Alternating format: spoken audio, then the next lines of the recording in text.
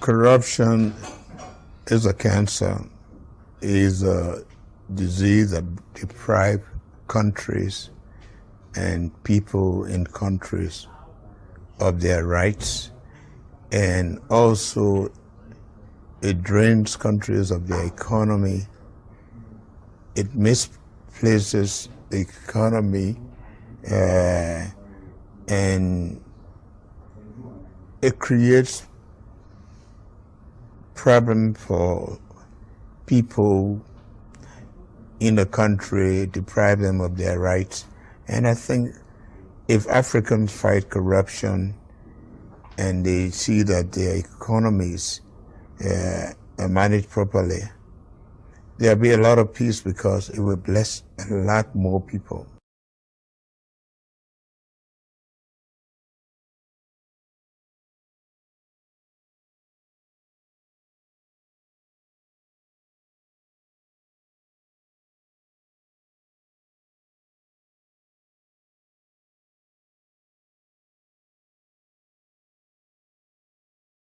Again, I'm still here on the project, building capacity around my mouth, but I got something to back it up. What do you think? Let's discuss it.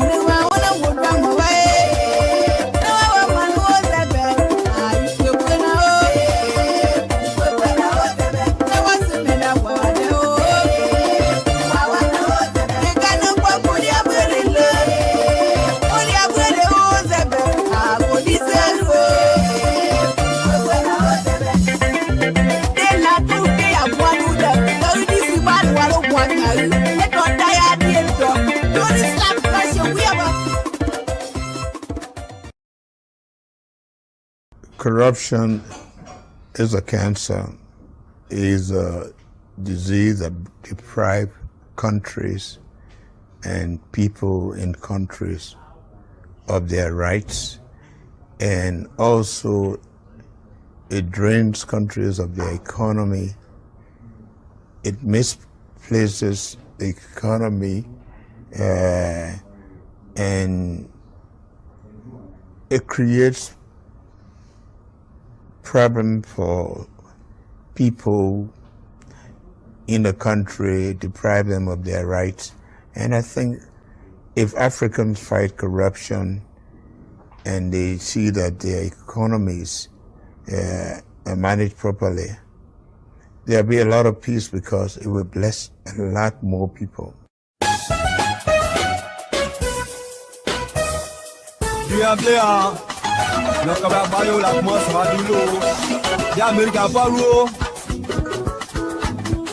C'est au-dessus de moi, encore une autre fidèle qui l'Amérique n'a pas loupé nous. Quand il y a Sylvie, il y a un point qui j'ai loupé presque. L'Amérique n'a pas loupé, t'as bien de moi avec moi, nous deux. En ce moment, on va battre au moins, on t'a dit, t'as mouillé, on s'est battu pour moi, il Abela lo kan yo. Ka go so ju lo. Hey. Awaye. Ati o lo a.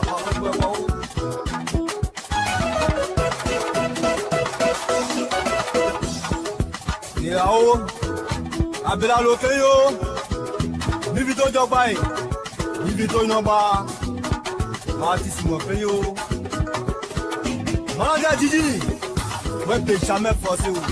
Títí kọ́lẹ́ ti kọ́lẹ́. L'animateur Choco Nostal Yacine de Toyebi. L'homme a tout fait pour Mivito. Aniché les deux. Corruption is a cancer, is a disease that deprives countries and people in countries of their rights, and also it drains countries of their economy. It misplaces the economy, and it creates problem for people in the country, deprive them of their rights. And I think if Africans fight corruption and they see that their economies are managed properly, there'll be a lot of peace because it will bless a lot more people.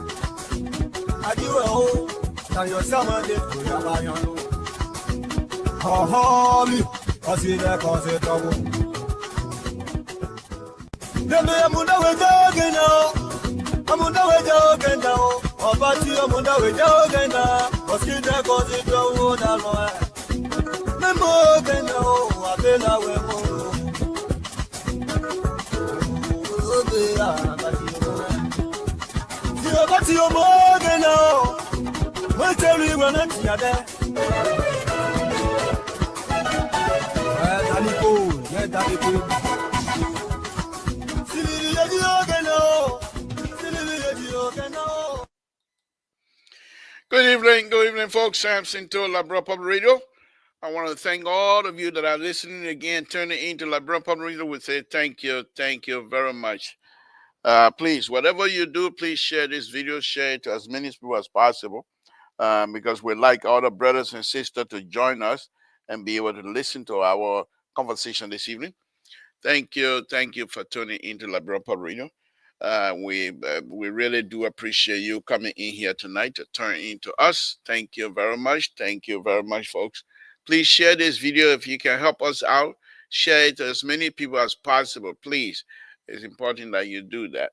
You share it to people so that they will be able to join us as well. Again, we want to thank you for joining us. Thank you. Safety, Lord Jesus, we want to thank you again for this wonderful, wonderful day that you are giving us. Because of you, this day was existing long before we got here, but you brought it in our life. Thank you. My Lord, only those that don't know you will doubt you. But those of us that know you and believe in you, there's no doubt what you're capable of doing, what you continue to do for all of us. My Lord, thank you. We once again tonight put the Republic of Liberia in your hands. We ask, my Lord, whatever crisis that is happening in our country, please step in. Help guide them to make sure this thing is resolved swiftly. My Lord Jesus, we ask that you bless the Republic of Liberia. You bless the people of the Republic of Liberia. We ask that you bless the President of the Republic of Liberia. Give him long life. Give him wisdom. Whatever door he touches in the interest of the Liberian people, please let it be successful. My Lord, we ask that you continue to enlighten the Liberian people about what is good for our country. We ask that the Liberian people and the Republic of Liberia and their leadership be blessed as well. Just like you bless all of us, we thank you for that. We ask that you bless the host country, the United States of America, in Jesus' name. Amen.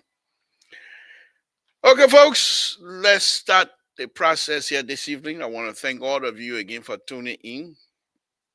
Things are getting out of hand in Liberia. I'm not too sure why, but from everything that we've been reading, it doesn't look good. It seems like people are just taking matter into their own hands. I'm not too sure. And someone like me, one who supported this government during the campaign heavily here on this LPR platform, we were accused of coming from the southeast and then going all the way to support somebody from the west, from Lofa County. Your crown man, why you supporting Lofa County man? Because I believe in the Lofa County man. I believe he has the ability to lead us. People still calling me and say and make comments like, what you say now? There was no comparison. The young man who was from the southeast were failing or has failed completely. So when the campaign time came, I've lifted his policy and I lifted the promise policy from the man from Lofa County, and I fell with him myself. That the man from Lofa County policy was something that I need to talk about and something that I need to support. And I did that. So those of you that are calling me, continue to call me, why you say now? I got no regret. You can call me for another judgment day. I have no regret. Now, having said that, you can say whatever you want to say. It don't matter. You can say that. I don't care. But here's the thing here. I'm a little bit not disappointed, not confused or anything, because some of these things were expected. Most of these people that goes into the government position, they're broke. They were broke. They have nothing. Man, I said it last night, but perhaps I said it with anger. Now tonight I'm going to say it with peace of mind. Most of these people, and I said most, I don't say all, most of the people that leave from here to go look for government job because they are unable to make it here in the people's strange country. Because here you can't steal, you go to jail. And Bronto and Merito not here to help you get out of jail. So you can't steal here. You can't steal here. So what do? They come here and get their associate degree, run by, say, I got 3, 5, 19 associate. Man, please. You can't function. You come here and get a degree. Go and work in these company and see how much you can produce. But because our people are so anxious, for development. They're so anxious for something good to happen. Whatever thing that people say they believe in them. And you got all the same thing we were thinking about President Weah. It's the same thing happening. You got sycophants, you got praise singers around President Baka now. They have completely put our father in the bubble. And those of all that support him and continue to believe in him, it'll be difficult to get him out of the bubble. I said it here, and I'll continue to say. I told everyone, if we don't be careful and they put this father of the nation in the bubble, we're done. The same thing they did to President Weah. They put you in that bubble, and they won't even allow you to drive on your own in the name of national security, in the name of protecting you. Don't worry about it. Just stay there and write your nyama and tabata. Just stay there. Don't worry about it. You will join me. Jerry Bago, I send you a text. I don't even do no email. I send you a complete text. So the man must say, hold on, folks. Let me call my son to give me water. Gideon, just excuse me a little bit, folks. Let me call my son to give me water.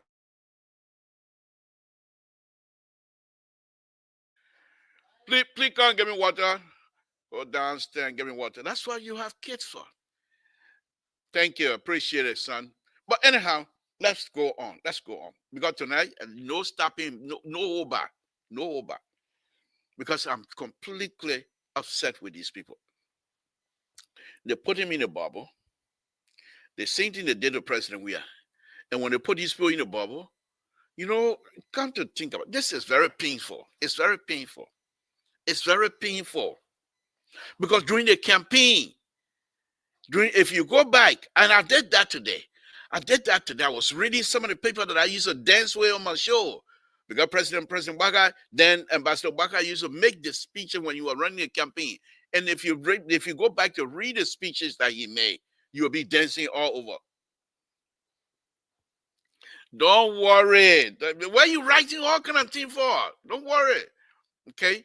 So, President Baka, when he was running the campaign, every little thing that he felt the people needed to know, he would come out and speak quickly. Quickly. And I used to read those things. I used to read them. Thank you, son. Thank you. Oh, you give me a glass? Oh, I wanted the juice bottle, the baby juice bottle. I'm on it tonight. That's why I'm drinking water so soon. Don't worry about it. You just stay on your side, mind your business.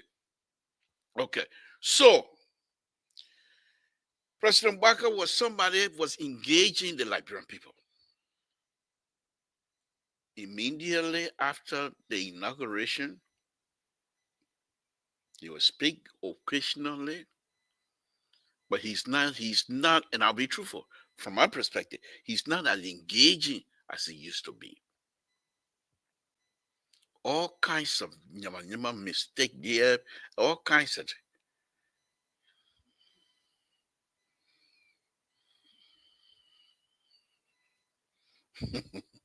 Wow.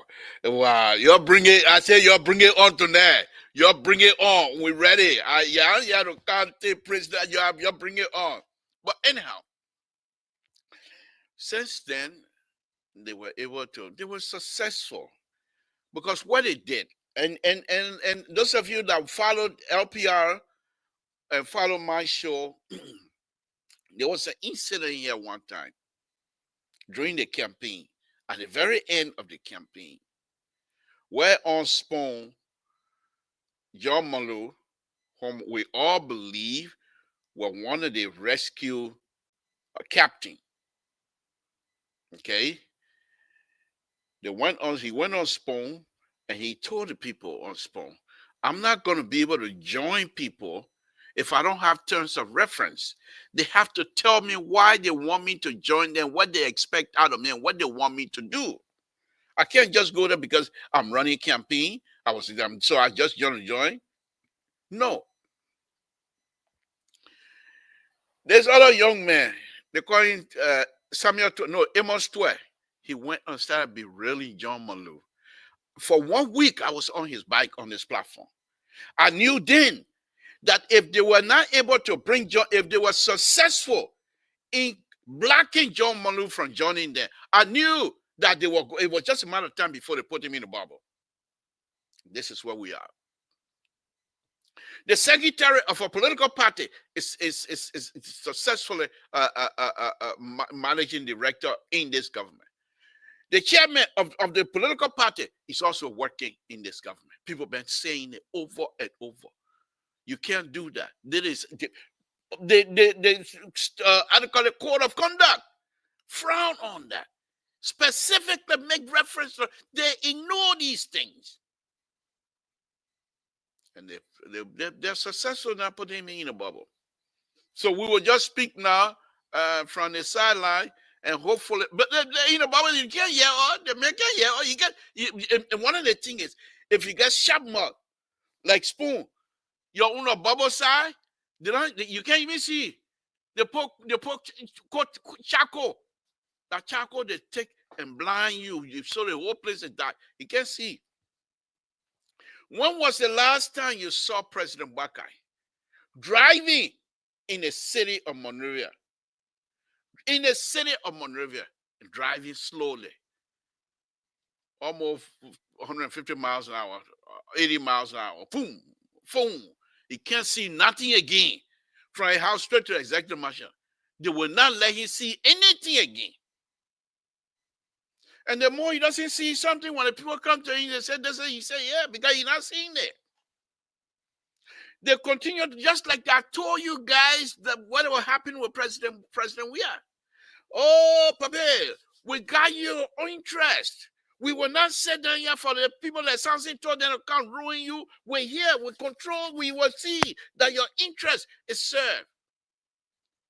Where is President Baka's interest that is so different from the Liberian people for which he campaigned for? Where is the interest? Where is the interest? Where is the interest? So the only thing we can do, those of us that supported this government during campaign and believe in this president and believe the president, the father of the nation, that he has the ability to deliver, we can just sit on the sideline and talk. And then when we talk, we drink water. We talk, then we drink some more water. And what else we'll do? That's all we can do. These people, they're so ridiculous.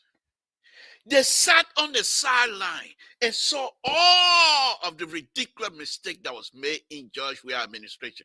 They're repeating the same thing over and over and over. Are they educated? Because I thought my belief, of course, I'm not an educated person. I don't even get my GED. I'm still fighting for a GED. But I thought when you have an education and you're doing certain things, and this thing, for some reason, didn't work in the past. The reason why you take notes when you're doing things, perhaps maybe because I'm an engineer, so that's what I do. But the reason, my Esther, good evening. Yeah, I'm not frustrated. I just say my own. Yo, let me say my own tonight. I beg you. I'm going to stay off my bike, okay? Okay, let me bring in Jerry.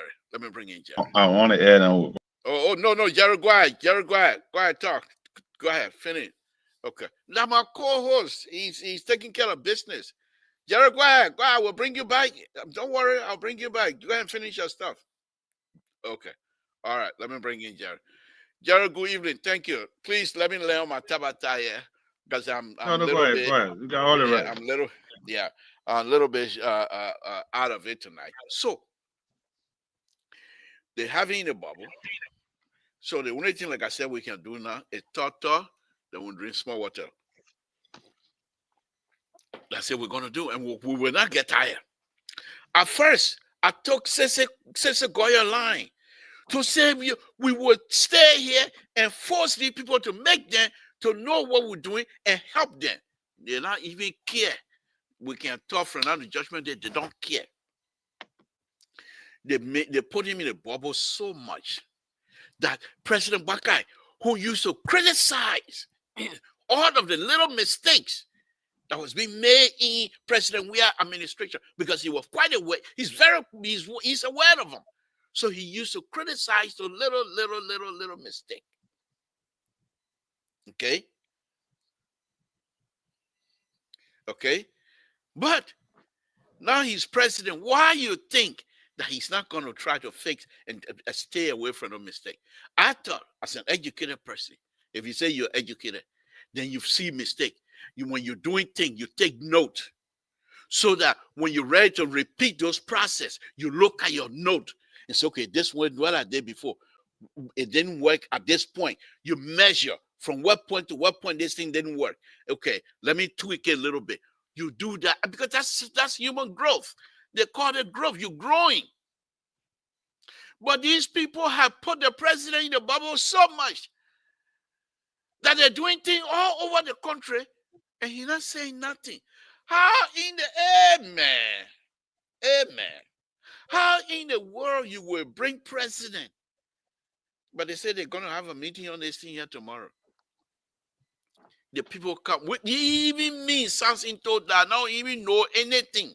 The very first day I heard it, I went to do a research. If you go on the people page, the King Tag or Tag King or whatever they call themselves, you will find out that this is not quite the way they said it was. You think American government will allow you, or the Canadian will allow you to pack 250 Liberians on a plane and they will get a visa? What kind of relationship you got with the people? You ain't know Trump now win? What kind of business is this? We heard the other picking back one on air that I tell you can call me. Okay? The ambassador, the U.S. ambassador to Liberia, told us the last time why they're refusing visa. They don't serve the people visa. So many of the people wouldn't go, they don't come back. Then the minister of information will sit on an international platform and say people, they will go there and work for $50,000 to $100,000. And after 3 years, then they will come back. Who in their right mind will want to do that? The man working $50,000 to $100,000, then he will come back to Liberia to come back to a $25,000 to $30,000 job. Who would do that one? And that the main thing that hurted me in the 1 year, they took the president of the Republic of Liberia to go and make an announcement. For what? Where is the yellow machine? We don't have it. It's just like Iboma stuff. President, we are. Y'all remember that? Where are the buses? It's just like the Chinese red light. They said, oh, Chinese people are bringing. Why are they repeating these things and embarrassing and damaging the president's name? For Christ's sake. For Christ's sake. But because they have the man in the Bible so much, he can't complain. Because when he looks around, the person will serve your interest. They just like it's like somebody, no challenge.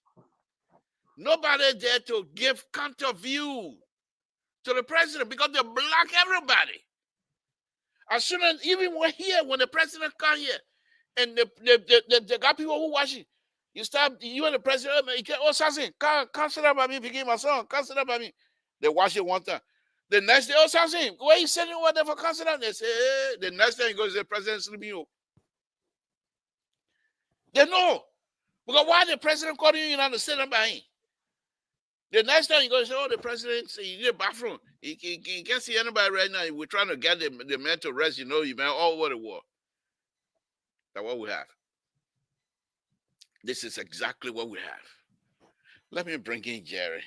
Jerry, I think I want to block everybody tonight, just you and myself. But anyway, we're good. We will allow people to express themselves. Jerry, what you say, man? Fatima, thank you for joining us. This is getting to be. And then Jerry will speak to the security part of this young man that he here, he not there. They bringing him, they not bringing. He will speak to that as well. And the president's name is being dragged into this. And most likely he doesn't even know it. But one thing, when Jerry speaks to it, one thing I'm suspecting might happen. If Gary Coleman is not careful, if he's not careful, he might get fired over this thing because the international community will put their mouth on it. Go ahead, Jerry. Let me drink my water, man. Jerry, go ahead. Well, good evening, good afternoon, good morning. The only big man from all the way be in the road to be in the United States. Who told market me to come to Monrovia to come to the United States? Oh, it is fascinating. And you saw me last night. I was fired up. I'm still fired up. I'm still fired up. I mean, anytime I hear or I see on the social media, it's like the Babdo said. When somebody talking to TV, you want to punch the TV. That's what I have fire I am. Why they want to do this to Mr. Boakai, the Excellency? Why? You see, it's a privilege and honor for the president to call you to serve the nation. It's a privilege. It's not your right to say, yeah, I'm entitled. It's not an entitlement, or not because you are the most smarter person among them, but the president trusts you. He expects you to be the analyst to give him the guidance because he's not know everything. He's not going to be the chief of police. He's not going to be the minister of finance. He's not going to be the auditor general. He's not going to be the janitor. He's not going to be the pilot. That's why he have people in the area, your expertise. He's depending on you to guide him or to guide her. Hey, for Christ's sake, why are you doing this with Mr. Boakai? But here's the thing. I said it before. It's about time for the president to take drastic action. I know he's our father, but there's some time, even the God I will serve. Let me say this. The God is a jealous God. And God got temper. I mean, what's his name? Terry will come and speak to it. God is a temper God.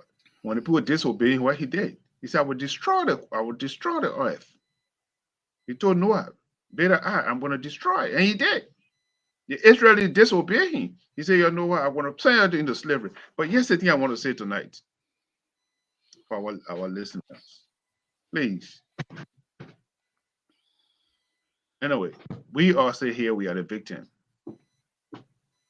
Because what they have done to Mr. Boakai, it is wrong. It is wrong. Why you try to spoil a man administration? Why?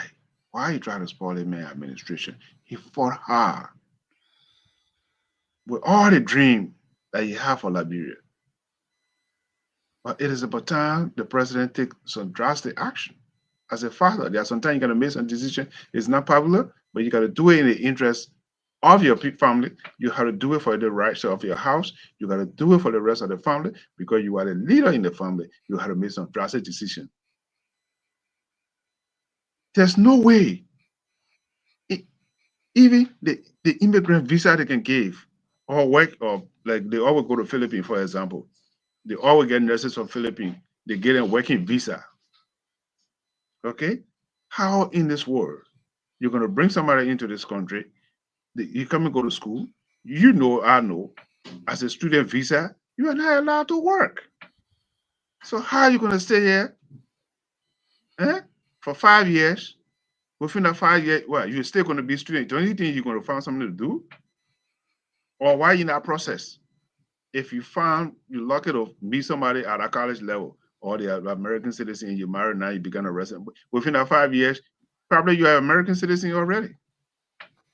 Because once you marry to an American citizen, within 3 years, you are eligible to get your citizenship. So who negotiated the project? In fact, people I pay. In fact, when it came that time, I said it. I said, this is not right. This is not right. This is not right. Because it's a grant, and we had an argument on it the last time, or disagreement. They talk about collateral. It's the same thing they did to us when we edition and when they edition it. Couldn't come to the country. You have to get $10,000 bond before your partner man could come to. You myself couldn't come to the country until the coup happened. After the coup, then the Civil War started and opened floodgate for people to come into this country. Very fortunately. Now, common research or common idea, common sense. Let's forget about education. Let's put education on one side. But common sense will tell you, why would somebody give you $25 million? I'm an investor. If I give you $25 million, the only person who can do it is Bill Gates, who can go and say, you know what, I gave him so millions of dollars out. But how can you give somebody $25 million? What is it in return? Look, Mr. To, what is it in return? If you wanted to do it, why would you drag the president into the thing? Let the Minister of Education go make a disclosure. Or let the Minister of Foreign Affairs go do it. But why would you want to drag the president into it? That's my point. That's the aggravating part that's really hurting my feeling. If you know this thing, why would you want to bring the president or Republic or because you wanted it to be cemented to get weight, knowing it fully well, you are not doing your diligent work and you're going to bring the president on stage and making the announcement and people clapping? In fact, let me go further.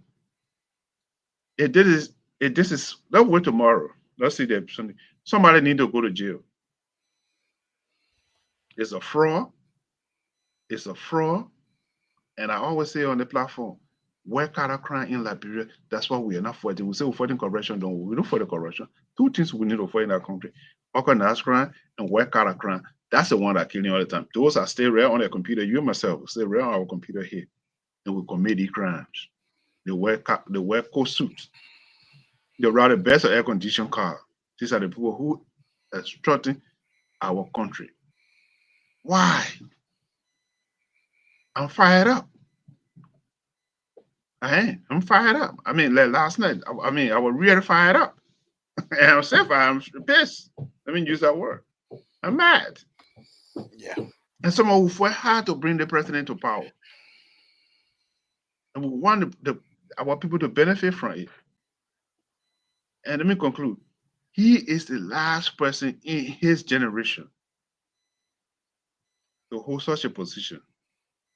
So Mr. Baka coming, he said, access is not a liability to us. He got the experience, he got the wisdom, but they're dragging him, they're making him to deviate from his policy and his agenda.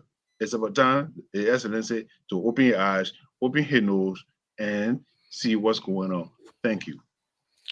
Thank you, Jerry. And folks, those of you that are responding to us tonight, we appreciate that. The difference here, I think, with Jerry, Terry, and myself, is that we are not a praise singer.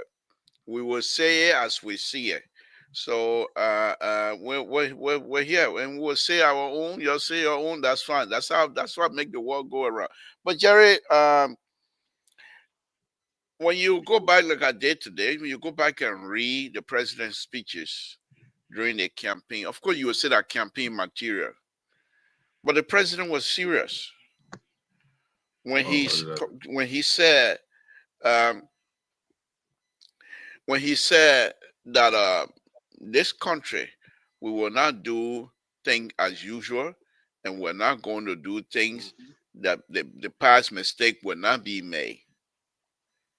And for me to see these people making the same mistake over and over and over, that's just very, very dishonest. And the only way, those of us that have been knowing the bubble business for a while now, the only way these kinds of things happen is when you put somebody in a bubble, because then the person think whatever it is you're doing, you're seeking his interest. These are things that happen when these positions are not open up for vetting process. When they started, we were here on this platform crying, yelling, and screaming. So, open this position, let Liberian apply. Whether the Liberian from Lofa County, whether you're from Nima County, whatever area is coming from, let them apply.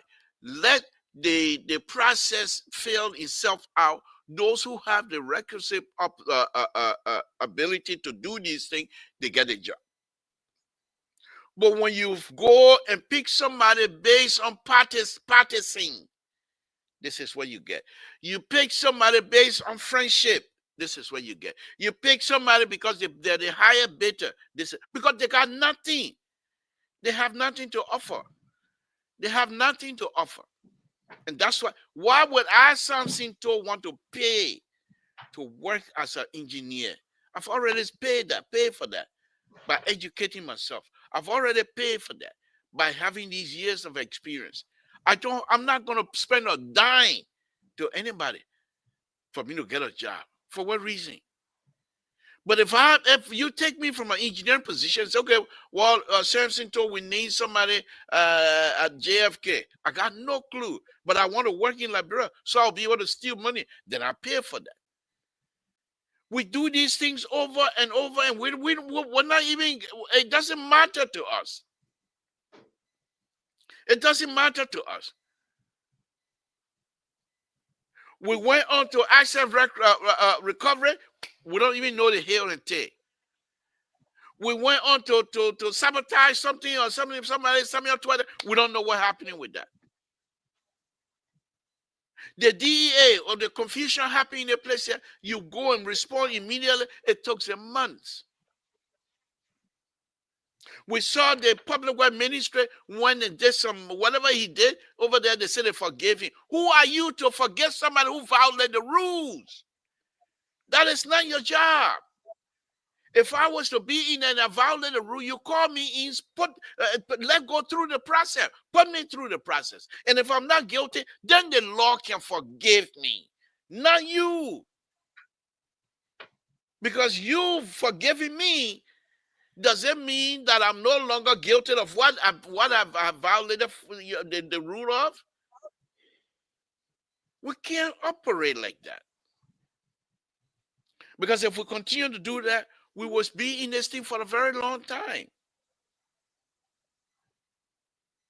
The point here is just for me. I truly believe that the president.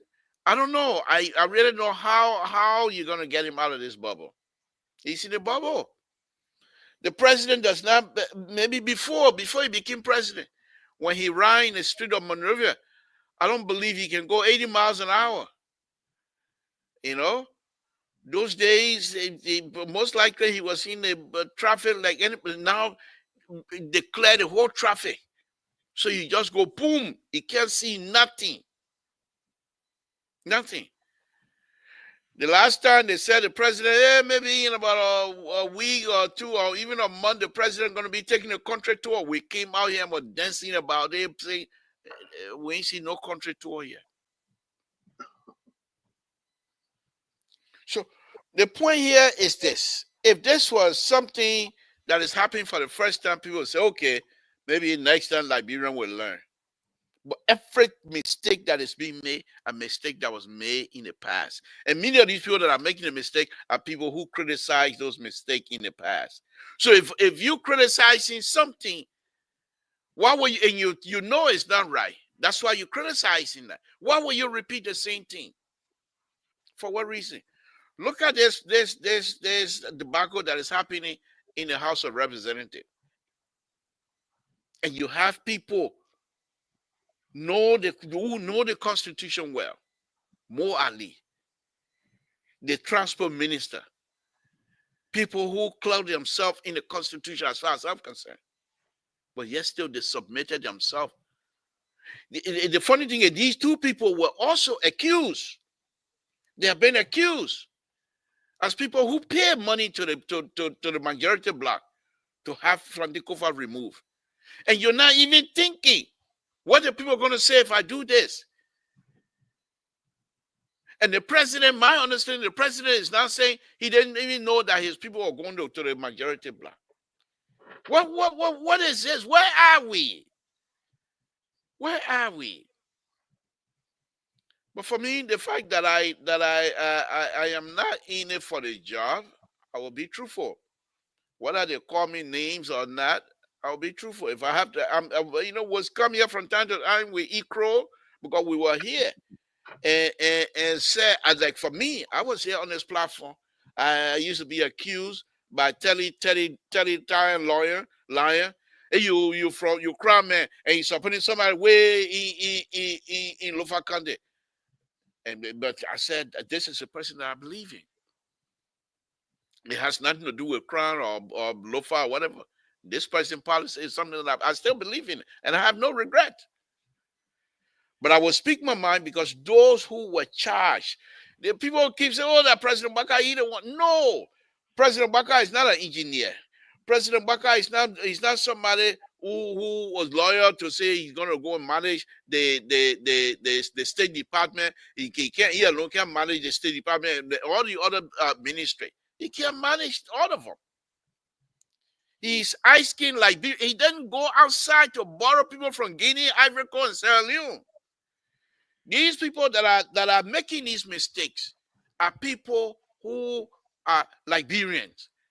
He brought them in because he believed that they have the interests of Liberia, just like he does.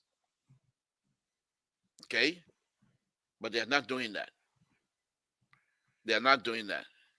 So for me, Jerry, it's very sad. Let's go into the specific now. Let's go into the specific now that we have introduced other dating. And I beg your panelists tonight on when you come here, you can't get anybody hard time because I'm not in the mood. I'm not in the mood. I'm not in the mood tonight to take all kind of tabata conversation. I'm not in the mood. Okay. Let me drink small water. You see how much water I'm drinking tonight. It's not easy. It's not easy. Jerry, let me just say this here. You know, you're writing, it says Esther, everybody, you're writing, you gotta feel sorry for me too now. The liberal just got shellacked in America, big time. Donald Trump is here. So the place I got my hope, I said, okay, my country, there's a hope. My papa over there, you will do well.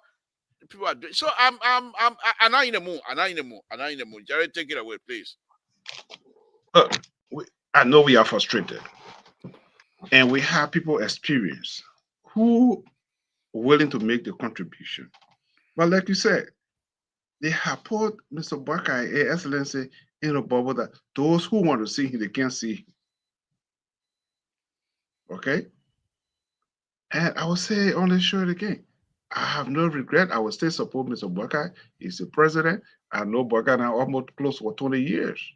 He must say, Asada, we ate on the same table. We are eating together. We have personal discussion one-on-one, where he want to carry this country. That's what drew me to him.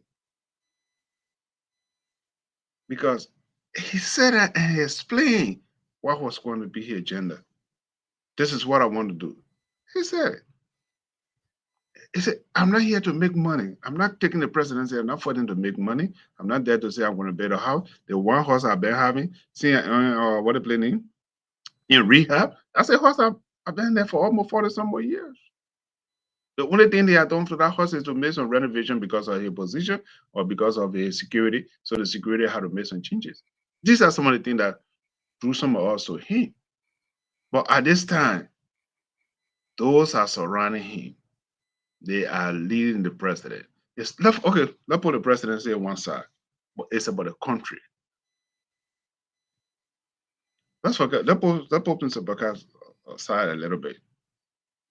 What about you? What about you as a citizen of that nation? They give you the position, they give you the trust, and say you're a minister of whatever you want to call it. Minister of go nowhere. That's it. You are responsible. The president is not going to be monitoring your activity. You, as an advisor to the president, based upon your expertise, to be able to get it to guide the president. Now, look at the fiasco. Let's see what they're going to say tomorrow. The people are coming to Monrovia. Look what's going on in the Capitol building right now. That one part of different branches of government. But let's deal with the executive mansion issue that are unfolding. Okay? You're going to drag the president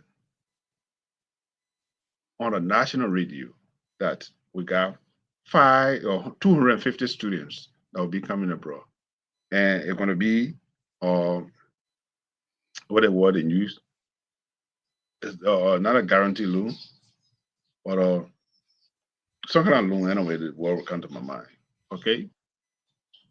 But how the person going to pay their money? How they going to pay it back? And when they come to this country, and when they graduate, where are they going to find a job? Is it they're going to work here for 3 years? They're going to do 2-year, 4-year program, or the program, or total 5 years. And you know, when you come here, you got to get your social security card. How are you going to work? First of all, who are the people, who are the employer that are going to hire these people, whether they already make the groundwork? Because you got to give you an internship for somebody to hire you, and because you come graduate from, I don't know which university or college they are connected, they have not been disclosed. Where are these students? Which states are they going in? Are they going to be in one state, or are they going to be in one university? 250 students, are they going to be in one university or one college? Or which state are they going to be in? It still remains to be seen. I hope people will ask the question tomorrow. And how are they going to do the hustling? How are they going to eat? Eh? So these are the things. So when somebody is coming, somebody sort of ask the critical questions. How are these people going to survive? Are they coming to relatives? And coming to relatives in America is a complete failure. Because when that person comes, you got to go to work. You're not going to take them and say, "Oh, this is a school," because most of the people that leave Liberia, they cannot drive. Most of them can drive. Well, most of them when I left, I drove before I came But to the even state. if they can drive, they don't have license. And in order to get Thank license, you, you got I to get fine. ID and all that kind of stuff. Thank you. Okay, it's a process. So how are they coming in this country? Are they coming to one university? Are they coming to one college? Or when they come, are they going to give them work permit? On what condition? No question to this, and they should have not brought the president into this thing. That's my point. I mean, let's see how it work out. I hope we'll find solution to it tomorrow. We'll be looking at the TV, at the radio station to see how it goes. I hope the Minister of Foreign Affairs, how they got to the Foreign Affairs, and what were the understanding of the Foreign Affairs, what were the understanding of the Minister of Education. But here's the thing. Let me go further. Even if the $25 million, it is a loan. The House of Representatives and the Senate had to ratify it. It has not been ratified yet because it's a loan. If it's secure, it gotta be, there should be a ratification. It gotta be ratified. So I hope the Senate in the House is disarranged right now. Let the Senate call these people, let them come and testify before they honor oath. Because if they do it, they can hold them for contempt. Yeah. Thank you, Jerry. Again, I think. Let me drink. Yeah. I'm disappointed. Seriously. Let me drink. Alfonso will clip. I just drink, you drink. Alfonso will play the one. That's all right. I know it. He will copy it and say, "Yo, look at the two people." You will. Let us go ahead. But who cares? Let them go ahead. Look, Jerry. Thank you for that. Look, the issue here for me is this. And this is the most serious issue for me. Those that are involved consider themselves to be educated people. Okay. When you question now, ask, even if you have something like this, can you not just walk from your State Department office and go to the American embassy and say, this is a situation, can it be done? And go to Canadian embassy and say, this is the situation. Do you guys able to give us that type of visa? And they will tell you, we cannot give you that much. That means even if you're going to send 50 people to America, you want the American government to issue Liberians whom a month ago, the ambassador said they're not going to issue visa because Liberians usually when they go, they don't come back. And you expect the American embassy in Liberia, because of scholarship, that they would knowing fully well the issue they have with, and they are not stranger to the immigration problem in this country right now, and they will issue you 50 visa for you to travel. 250. No, I'm just being ridiculous. Said 200 go to Canada, and 50 to US. They will not do it. It's because they refuse. Because something in there for them. All of those people, something have to be in it for them. Because you can't be that dense. Mr. Todd, that's why I would say these are all organized crime. Because you know what, the news the pencil, the news the copy book, the news the internet to commit these cyber crime. These are all cyber crime, and that's why I wrote I called you up. I wrote an article the last time about cyber crime. Liberia ready for cyber crime. The president will also try to pass a bill about the cyber crime in Liberia. I have written about articles on cybercrime in Liberia. I think about 3 or 4 different occasions on different the element of the cybercrime. Especially we are going to the cybercrime bill that you're talking about. These people will not allow it to pass. Thank you. They will not allow it to pass. Hold on 1 minute, Jerry. Marvin, I'm on air. I'll call me back tomorrow. Jesus, kid. I mean, is that the only time you can call? That's my little son in Liberia. Everybody want out of there. So you try, yeah, of course. So But Mr. To, if they wanted to do this scholarship or West scholarship or whatever they call it, and it should be done the proper way. Like the question you ask, is it right for us to do this thing? Right now, even the president, the excellency, fighting right now to bring the Canadian embassy back to Liberia. To have, because we don't have a Canadian embassy in Liberia, we will have to go to Guinea, where the embassy is. So these are things. Okay, yeah, even they can call it American Church Affair. Ask, look, this is the program that's going on. They say, yes, is it you people are aware exactly, of it? Yeah, exactly. are you people aware The of this thing? American, Yeah, even you don't have to talk to the ambassador. You first no, of you all ask the Church Affair.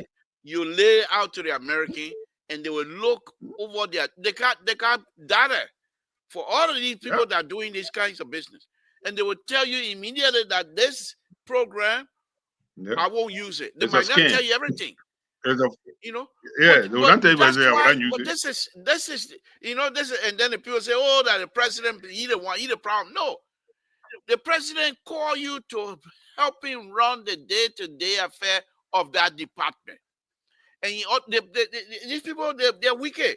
In a foreign ministry, they got young people, smart, intellectual young people. Put them to work. That program comes in, it's okay. Hey, look into this program and tell me if it is something that we can do. And that young man most likely will contact somebody at the embassy. But if you have people within the ministry, the only thing they see, they say, "Oh, Monica, I can get something out of it." You will not get good result. Employ people who have interest of the country, not people who have interest of themselves. And that's what we have in the entire government. The entire government. Everybody wants something for themselves. Up to this point, the only one person, I think, the guy that worked for Port Authority, the director over the people, been praising him. But most of the other folks, their interest is a cards, to buy car over cards, got gas slip. But Jared, I can't blame insurance either. Back in the 70s and 80s, of course, it was not like this yet. But the people were happy when they get walkie-talkie. They get walkie-talkie and got our gold bracelet on their hand. That was it. They're moving around. Hey, tango, where are you tonight? Okay. And when the radio talk, they come on Broad Street. So we, the children, they can look at that. Tango, you got a hat. Tango, and then we're all around. That's the life. Because we see them and say, wow, when I grow up, I like to do the tango business. Somebody way at the executive mansion talking to somebody here in front of Rockton Cinema. And these people have elevated that now. Now it's not just the prestige, it's the money. So at least with the prestige, you can try to convince them to drop that. But with money, you're not going to be able to. Okay? So, Jared, for me, I think this is not good. This is not good. And let's see what the people, like you correctly stated, let's see what the people will say tomorrow. Let's go on to this other subject matter of this. If you're done, let me say something. Yeah, go ahead. Yeah, Go ahead. let me say something. Go ahead. Let me say something. Let the radio you talk about tango, all these things. These were role models. Okay. Yeah. The first time I showed Patrick Dominican hand, I was sweating. Yeah. At that time, he was the national security director. The first time I showed Patrick Dominican hand, I was shaking as a young fellow, and I said, "Yes, I want to be like this man."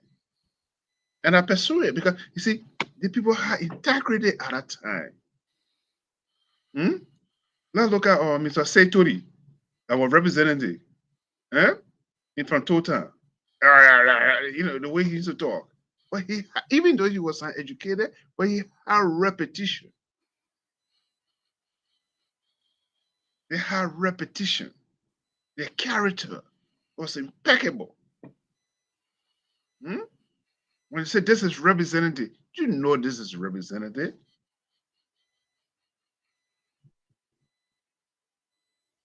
Say Tori. You know what we're Yeah. talking about? Yeah. Woman say to it. These are the people who, when you see, when you see them, you say you're going to see that man. That was it. They have prestige. They have integrity. Yeah. Anyway, thank you, Jared. Let's go on to this other subject matter. I don't think we're gonna be here long tonight. I think we're gonna be here for maybe an hour and a half the most, because Okay. this is really disheartening.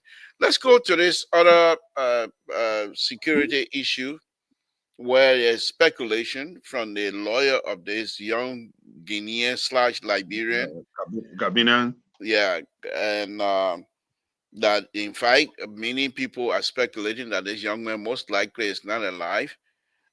We heard today there's a tape, audio tape of that transpired between very early in the morning, because you can hear the chicken and crowing, so you know it was very early in the morning, where the man, now they believe that he was sent back to Guinea. Um, I want you to speak to that, Jared, from a national security perspective. No, Walter Carter, we're not sharing no link tonight. I'm not sharing no link tonight with anybody. Jerry and myself, we're on it. We want no other tabata. We don't want anybody trying to aggravate any of us. We're trying to have our peaceful conversation, and we're not sharing nothing. So go ahead, Jerry. Can you speak to that? You see, it is important, Mr. Tor. It is very important that this thing is a national security, especially. You see, yes, a security layout. We had about three or four different units in our country there within our West African region. Let me say this. First of all, we got Guinea, Liberia, Freetown, the Mara River Union. All right, that one aspect. Then before we got the ECOWAS, and Liberia is a member of the ECOWAS, also the Mara River Union, and these are sister countries. And this individual who alleged to be well nationality, but our constitution provide the protection. So long you enter our territory, you are under the protection of the constitution of our country. And even if he had committed a crime, there's a due process law. The due process law. I will go back again, 1983. Edward Johnson and William Who right behind Mr. Tucker house, where they fought. They were arrested, tried, and they were expelled from our country. But yes, the security implication.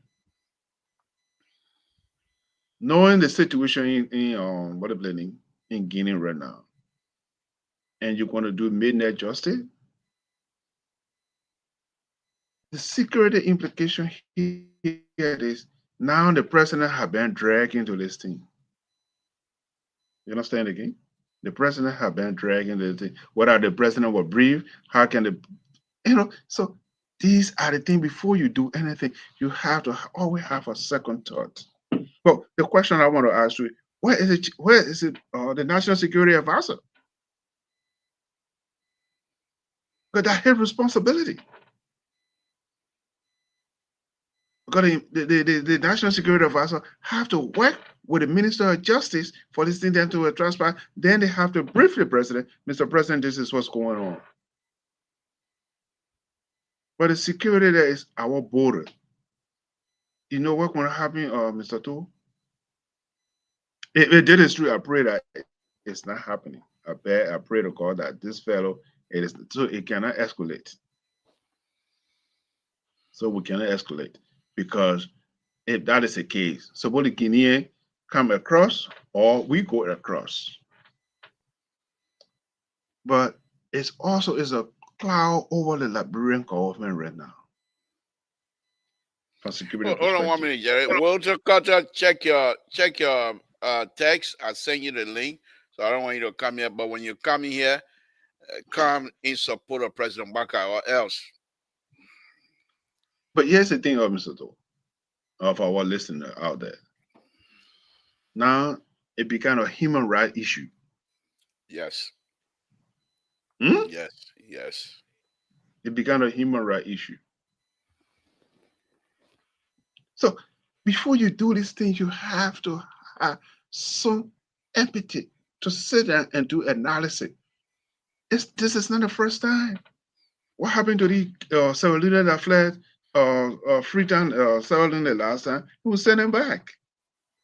Even though we had a treaty with several on a land of expedition, but here is a military government. I don't know whether we still had that treaty because when the people came to power, they suspended the constitution in Guinea.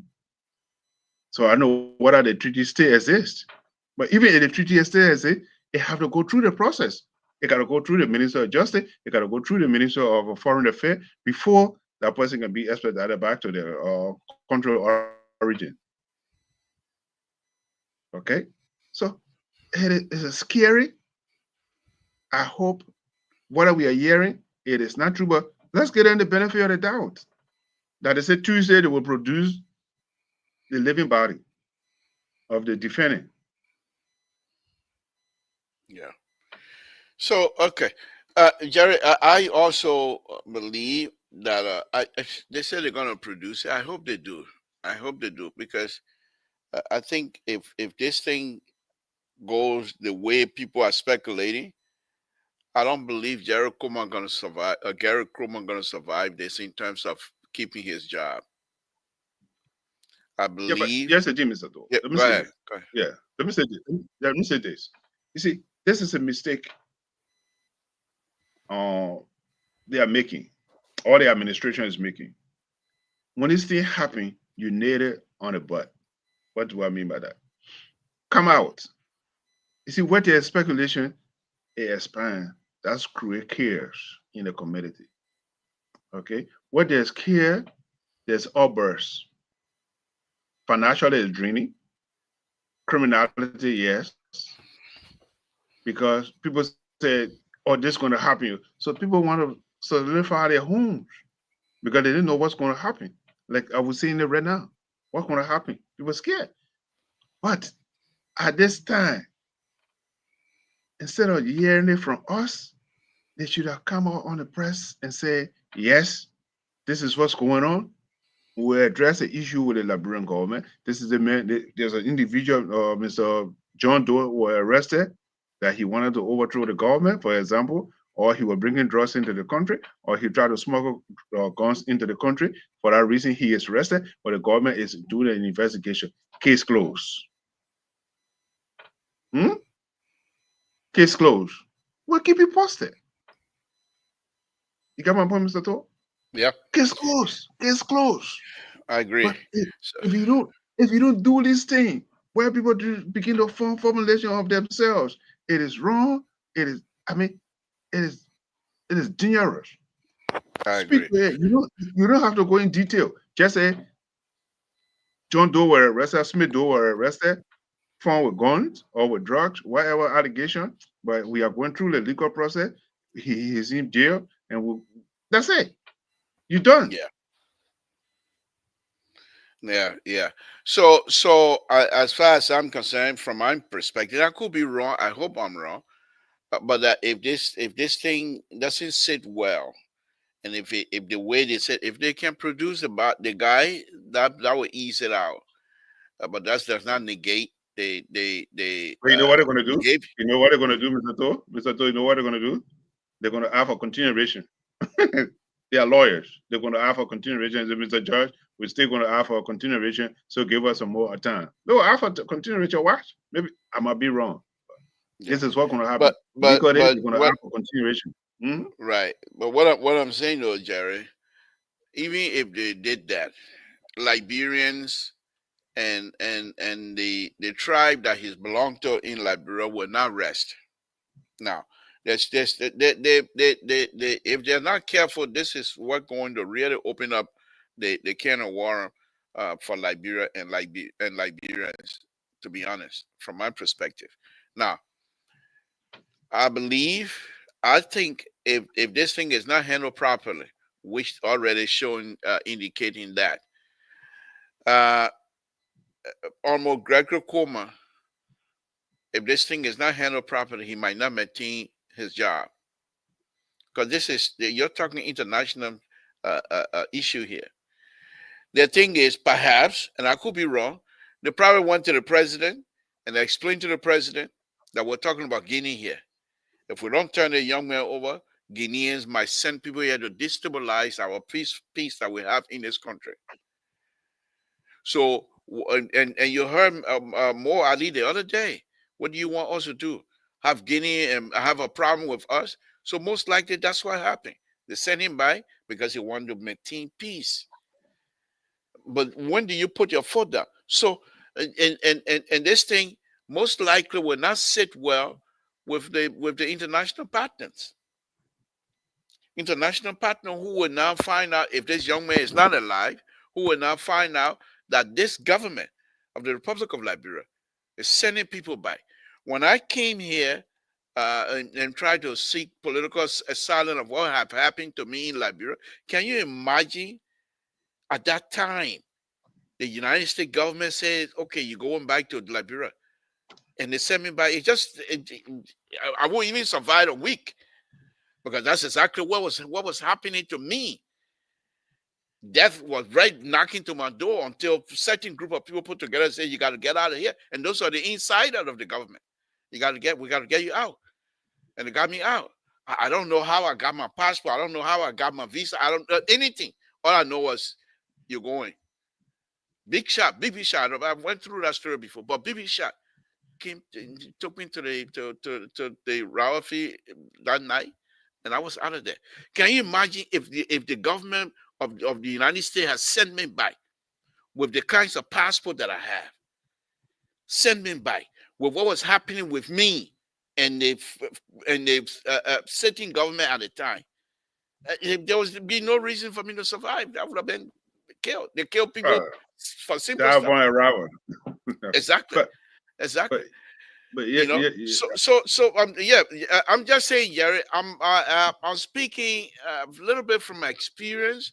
Mm-hmm. But another thing I want to mention in this here, this young man, his lawyers claiming that he's a Liberian, mm-hmm. a Mandingo Liberian, and the Mandingo, they're all over the country, of course, but most of the places they settle are the border country. So if the Mandingo start telling Liberians that people accuse our brother and sister, our brother here, and he's dead because people accuse him of X, Y, and Z, and they don't have no proof. Those counties that have borders with other countries, Ivory Coast, Guinea, Sierra Leone, you're talking Nimba, you're talking Grand Gita, you're talking River G, you're talking Maryland, you're talking Lofa, you're talking Bapolo, you're talking Cape Mount. Those people it would be very easy for them to be convinced. Because can you imagine, they said they come to you and say you got relatives on the other side. What happened if that country, there's a issue over there, and they come and arrest your relative like they did with Grangidians in Liberia. Like they did with Grangidians in Liberia. And they were in jail for years.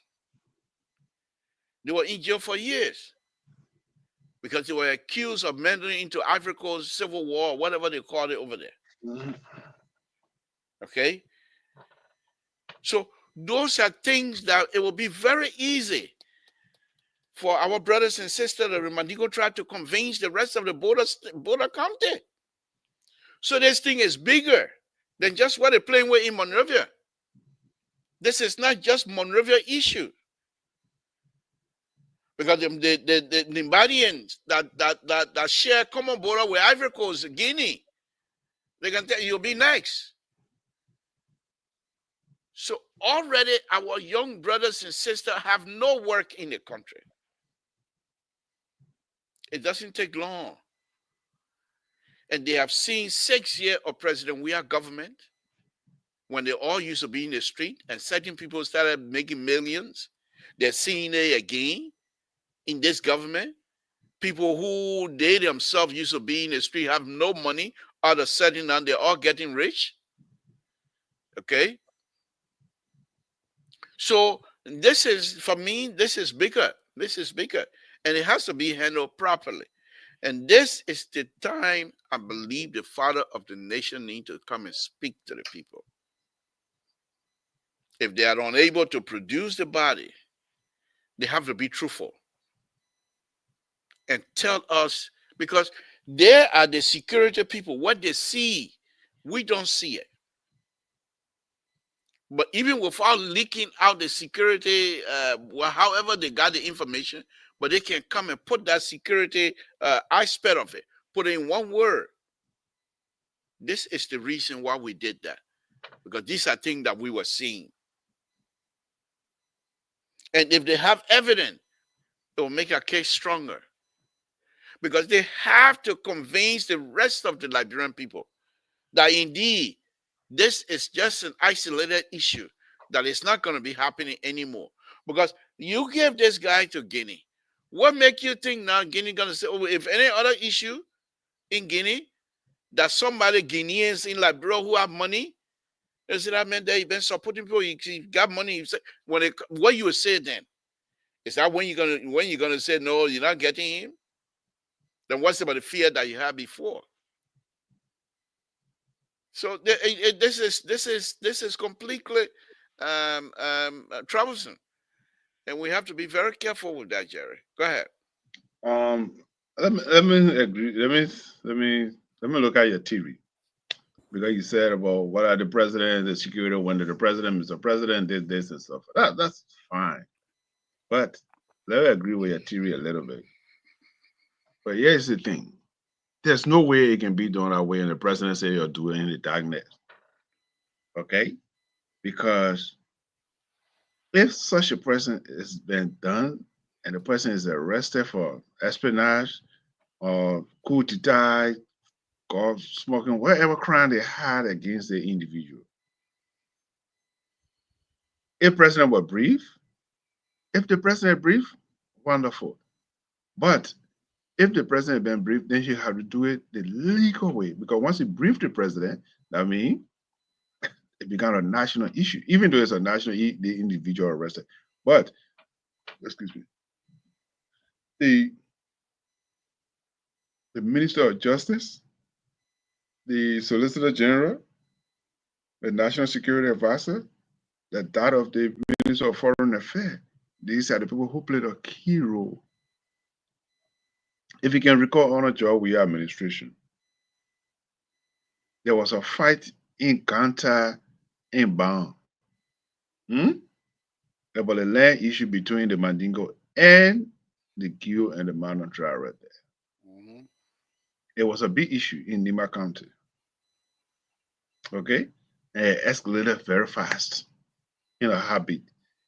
And Mr. To, young people in Liberia today, most of them, 85% or maybe 95%, they are jobless. They are trickle happy. Do you understand? Where there is crime, they are trickle happy. If anything, anybody can recruit them and do anything at any time. Because you know what? They want to get our power, grab our power. They are not working. So this is bigger than what we think it is.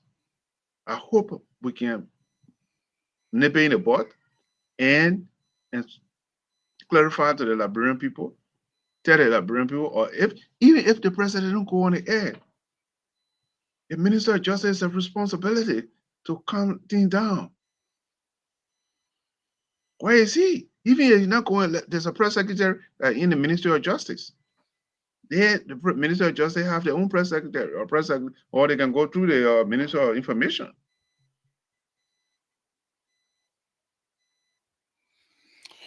Which of course, I don't know, I Jerry. have different view on that. I don't know. Walter Cutter, I can't see you. Mr. Two, Let me bring it in so people say, okay, yeah, water cutter here, no picture, guys. No picture. We're talking about security issue. Water cutter got gun here. Okay, now we see. Alright. He there. I was getting ready to take him out because he got gun. Okay.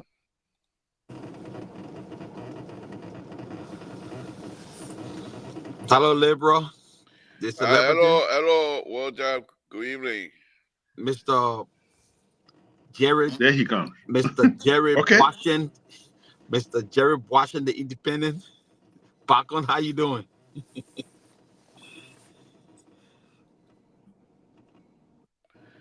Okay.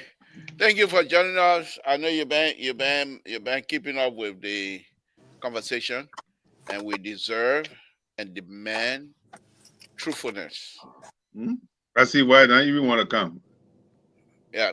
So tonight, I got flogged heavily here in the United States as a liberal. That my feeling is still hurting, and I the man that I supported publicly here. There's all kind of nyama going on back home. I'm not. My mind is not quite correct. I've been drinking water all night. Yeah. Let's hear from you, Walter Carter. What's on your mind? Look, the Libra celebrity and Mr. Bagon, you know, we'll make all the joke on the platform, and we support our different sides and stuff. Became independent is something that I cherish dearly. To see my country going in the direction with you brilliant people, that have great ideas and great law for our country, to see the way the government is proceeding. And, I cannot blame you people for that. Everybody have to take side in politics. But to be blinded by loyalty for a person or a group of people or a government that is not producing for its people is a shame. And I like when you guys come out here and admit that things are not going well in the country. And just put put the feelings aside for the individual or for the government, and put our country first. I think it's about time that we start calling a spade a spade. This government is making a lot of error. For an experienced president, an experienced politician that has over 40 some more years of politics under his belt, bringing older people on, and no disrespect to older folks, but people who have been in this business for a long time, to not even advise this president to proceed rightly. This is what hurt me a lot. And, we also, at once upon a time was, reaction. I still love President We Are and all that. But I love Liberia best. And I think we should call a spade a spade. Now, look at the biggest shame that happened to our country. It happened 2 times now. This president came out when the Yellow Machine saga just came about. The president came out and wrote the Senate that his friend saw his vision and know that he was strongly in favor of developing our country by constructing roads. So he was making available Yellow Machine, only to come back to find out that it was a big scam. They were going to sell it to the Liberian government for a huge amount of money, and the whole thing is stalled because of misinformation. But the president put his character on the line to write the House of Representatives, the Senate. You don't even know this individual, but you put your character on the line. They made this president again, and I would say not only 2, 3 times. They made the president again to give a statement, confidently reading to the Liberian people that he has secured $25 million to send 250 Liberian students abroad to achieve degrees in the STEM program. Only to find out it's a big scam again. Who advising this president? I know President Bouaka is old. I got a follow, an Asian follow too, and I know how it is. But to govern a country, it's a whole lot. That's why he has a lot of people around him. But I don't think the guys are doing him justice. I don't think the guys are treating him fair. I think they are just there to enrich themselves. This is the reason why they promoted him. They ran all the negative propaganda against CDC government, CDC-led government. They ran it to the extent where today, Mr. Toh and Mr. Barker, one of the propaganda they ran in Liberia that today they can't even see face to do nothing. Even the Justice Department, the Solicitor General, the whatever they are that looking for people who they say they accuse of stealing money. One of the presidents of Samuel Tour went to court 2 times and the government did not show up. They had to postpone the case to tomorrow again. You wanted to put handcuff on a man and put him in jail from the airport. You didn't succeed. You did all you could. The man made himself available. The man said, I want to be prosecuted, but you delaying the case as a government. What kind of lies you told the Liberian people? It's catching up with you today. Thank you. And that's the sad thing that hurt me. Thank you. Who advising this old man? Thank you. All I can say about Samuel Toy, if Samuel Toy ain't take time tomorrow, you will go to jail. Because they bond, according to the court, he got a fake bond. So you get the information wrong. Did you read it? Did you read? I read it in. He take down tomorrow, you will go to court. You will go to jail. No, the government ain't got no proof. That's what the government. No. Okay. Let's leave it like that. Let's leave it like that. Let me go to Jared. Thank you. I'm glad you're joining us because the more you talk, the more my spirit will be lifted up, and I will be in a fighting spirit. I'm glad that I brought you on. Thank you. I want you to be in a fighting spirit, the liberal, because there's nothing to defend here. Thank you. No, there's a lot of stuff here you say here that come, and people are writing. They say you're shameless sedition. And same thing you're saying here. I want to see it on the screen. Okay. All right. Put up there. That your own body. Let me put it one there. Your own body. Let me put him up there. You see what he's there? Oh man, you want to tell the mathematician I will listen to? Okay. All right. Let me go down. Let me go down to there's another one. Our sister here. What she said. Reality DJ talking about Mr. Toh. Yeah, go to. Yes, another one. Listen to what is there? Another reaction. Yes. Go on. It will head it. Go ahead, Mr. Baco. let me say this to you. So don't get carried away. But go ahead, Jared, please. Go ahead. But you see, my brother, Carter, you should be ashamed of yourself. Amen. I tell you all. Amen. Really? I'm listening. I just want to. I want you to calm down a little bit. You see, you talk about propaganda. That's what politics is all about.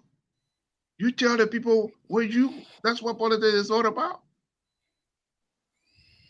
You presented your case to the Liberian people. We presented our case to the Liberian people, and they bought our idea. So why are you staying there? They will hold responsibility if we don't meet up with their standard.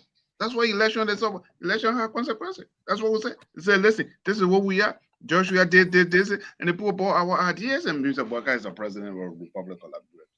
So you can't come here and tell people, say, oh, the propaganda politics. Are you serious?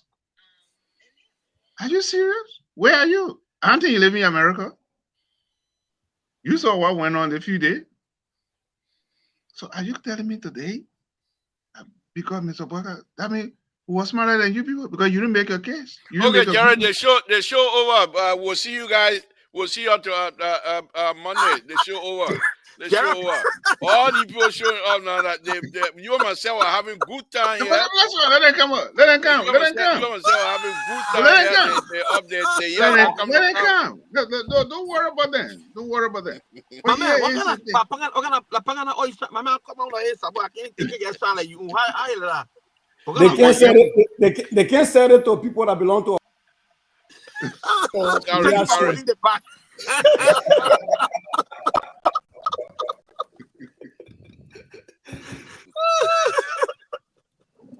Okay. The question is, you got to bump it. You jump in there. You see, we'll get it. Somebody got something. Again. I'm talking. That Terry, he RLG. Okay, That Terry. Terry calling that he's not the Terry,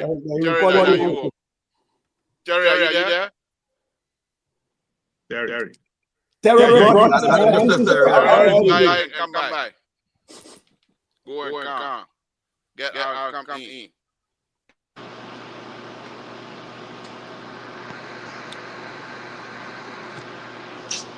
Come back.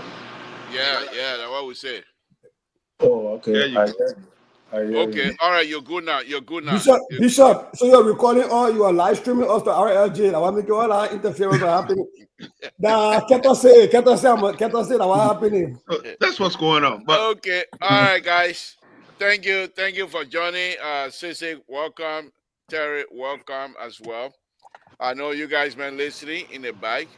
Let's start with you, Sissy. You care to make comment on that, or you care to move on to something else? Nah, I think the issue that y'all were discussing and the security risk, in my own mind, again, I'm not a security analyst, but I've lived long in Liberia and other parts of the world. I think you guys are making a mountain out of unnecessarily frightening people with the security risk. That's just my own analysis. But again, give us deeper, go a little bit deeper than that then. Well, but you're talking about counties that border Guinea, and all of a sudden the Mandingo pool on the other side, it would be we had a civil war, and that did not happen. One thing people don't realize is that even though we all speak the Mandingo people all speak Mandingos, there is a difference between Mandingos in Guinea and Mandingos in Lofa, Mandingos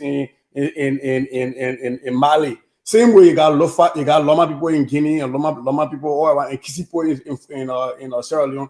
There's a vast difference. So I don't think the way the Liberal is pushing it that everybody else around those border countries that border Guinea are going to somehow be affected. I don't see that. But you will understand I hope you sympathize with my position, because during the Ivorian War, you got Granadians that were jailed in Liberia for almost 10 years because they were accused. They were accused by your government. It wasn't your government jailed them. The government jailed them because the Ivorian government accused them. That's the point. That is your government not giving you due process. That is your government violating your constitutional right, not the Ivorians. So that's the point I'm trying to make. Okay, that was your government. I agree with you, but the point here is if Guinea come back again and said 1, 2, 3, 4 are involved in trying to sabotage our government, what do we do then? Do we still have the same people in power that made that same reckless decision to jail Liberian citizens because a foreign country accused them? No, we don't. Okay, so but here we are in this day. The speculation is that this young man has been sent to Guinea and probably dead. That's a speculation. Right, that's a speculation. And for me, I don't like to because when you start with a speculation and you're trying to lay facts on the speculation, it becomes very, very shaky. So for me, what would be your reaction if he's dead? Well, the first problem is my reaction would be about who killed him and how did he get there? Was it through due process? Was it through the rightful process? If it was through the rightful process, he got extradited to Guinea and Guinea killed him. That is a Guinean issue. So there are so many times where even between these European countries and these American countries, we extradite people to so many places, and sometimes they get killed when they go there. But that is why. Do you think we have extradition treaty with Guinea? We have MRU. We are ECOWAS. I don't think the Liberian government will go extradite people if there wasn't a treaty. No, I understand that, but the treaty, the honor, the treaty. Do you think the treaty still exists under the military government that has suspended the constitution? When you sign a treaty with a country, you don't sign a treaty based on the governance structure that they have. We didn't sign a treaty and say, "Oh, when you go to your office," or when you go to the pool. That's not what the treaty. That's not what the treaty says. But is the treaty not model or have some sort of due process part of it that is coming out of the constitution of that country? Again, here's the thing: we have a similar situation right now with Assange, Julian Assange. Julian Assange, yeah. And the country that he's in have to have an agreement. So, okay, when we send him to you, because we that are in source country right now do not believe in the death penalty, we will send him to you if you can guarantee us that you would not put the death penalty on the table. That is based on their own law, and they're trying to negotiate that, and that was in their treaties that they can negotiate that. If that is not in our treaty, then that is a moot point. So if Julian Assange, there's a reason he went to a country that does not have the death penalty. If he are going to a different country that have the death penalty, he will be sent back a long time ago. Okay. All right. We'll wait. Let me bring in Terry. Terry, thank you for joining us. Do you have something you want to contribute to what we've been discussing, or you got something new? No, well, we already came late, and you already have something on the table. I just wanted to show. However, good evening to everybody. Senior brother Sissy, Mr. Bacon, and my brother Keto, and the celebrity himself. Yeah, Keto, you're related now. Well, I mean, Lee, our friends, and you see the messages they make is sent in the other chat room where you're not in. yeah. Oh. You're going to start trouble between you. I know the funny thing. Terry said, "You ready now?" Your big brother just joined. Just Terry, don't listen to the mathematician. As soon as I say my message, my man go sleep, man. My man go to bed, man. I bet you when you are growing up, you can start a lot of fire among you. What? Go ahead, Terry. But yeah, I wanted to read it. 1986 constitutional projection or something here. Article 13, 1986, fundamental right under chapter 3 says, every Liberian citizen shall have the right to leave and to enter Liberia at any time. Liberian citizens and non-Liberian residents may be extradited to the foreign country for prosecution of a criminal offense in accordance with the provisions of an extradition treaty or other reciprocal international agreements in force. Non-Liberian residents may be expelled from the Republic of Liberia for cause. So that is what the Constitution says. I think we just need to, I think our government need to follow this. If they did not follow the procedure of the Constitution, then there's a breach. But I think it takes up to a year for a extradition treaty to be negotiated. So I don't know. It could take up to a year. I could be wrong. So then let me ask you this too, then, Terry. Yeah. According to the story, the man was taken at night from Central Prison, and we are yet to know where he is. Because we do know that he was taken at night based on the audio that is going around the social media. And if that's the case, and he's turned out to be in Guinea, or his body is found in Guinea, what do you make of him? What will you say then? That is wrong. That's what I'm trying to say. That based upon the Constitution, this man not supposed to be so quickly turned over to the Guinean government without understanding what kind of extradition treaty was set in motion for him to be turned over. No, but let me. What part of the reading? Hold on, Sissy. The question is this here, Terry. In the Constitution, does it say how long the process lasts? No, it didn't say. So then, just by reading what you read here, then what if we assume that perhaps the Attorney General or the Solicitor General already went through that process, and since there's no time spent on that, decided to apply the Constitution as you just read, that this man indeed have violated a certain rule in other country, and therefore he should be extradited as quickly as possible. Yeah, What but would we say then? yeah, based upon treaty negotiation, the rules there would define as to how long the negotiation can last for based upon the treaty agreement.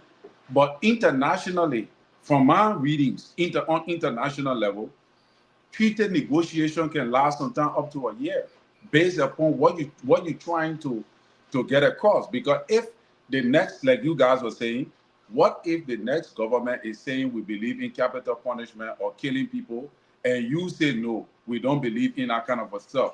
So based upon that, negotiation can prolong.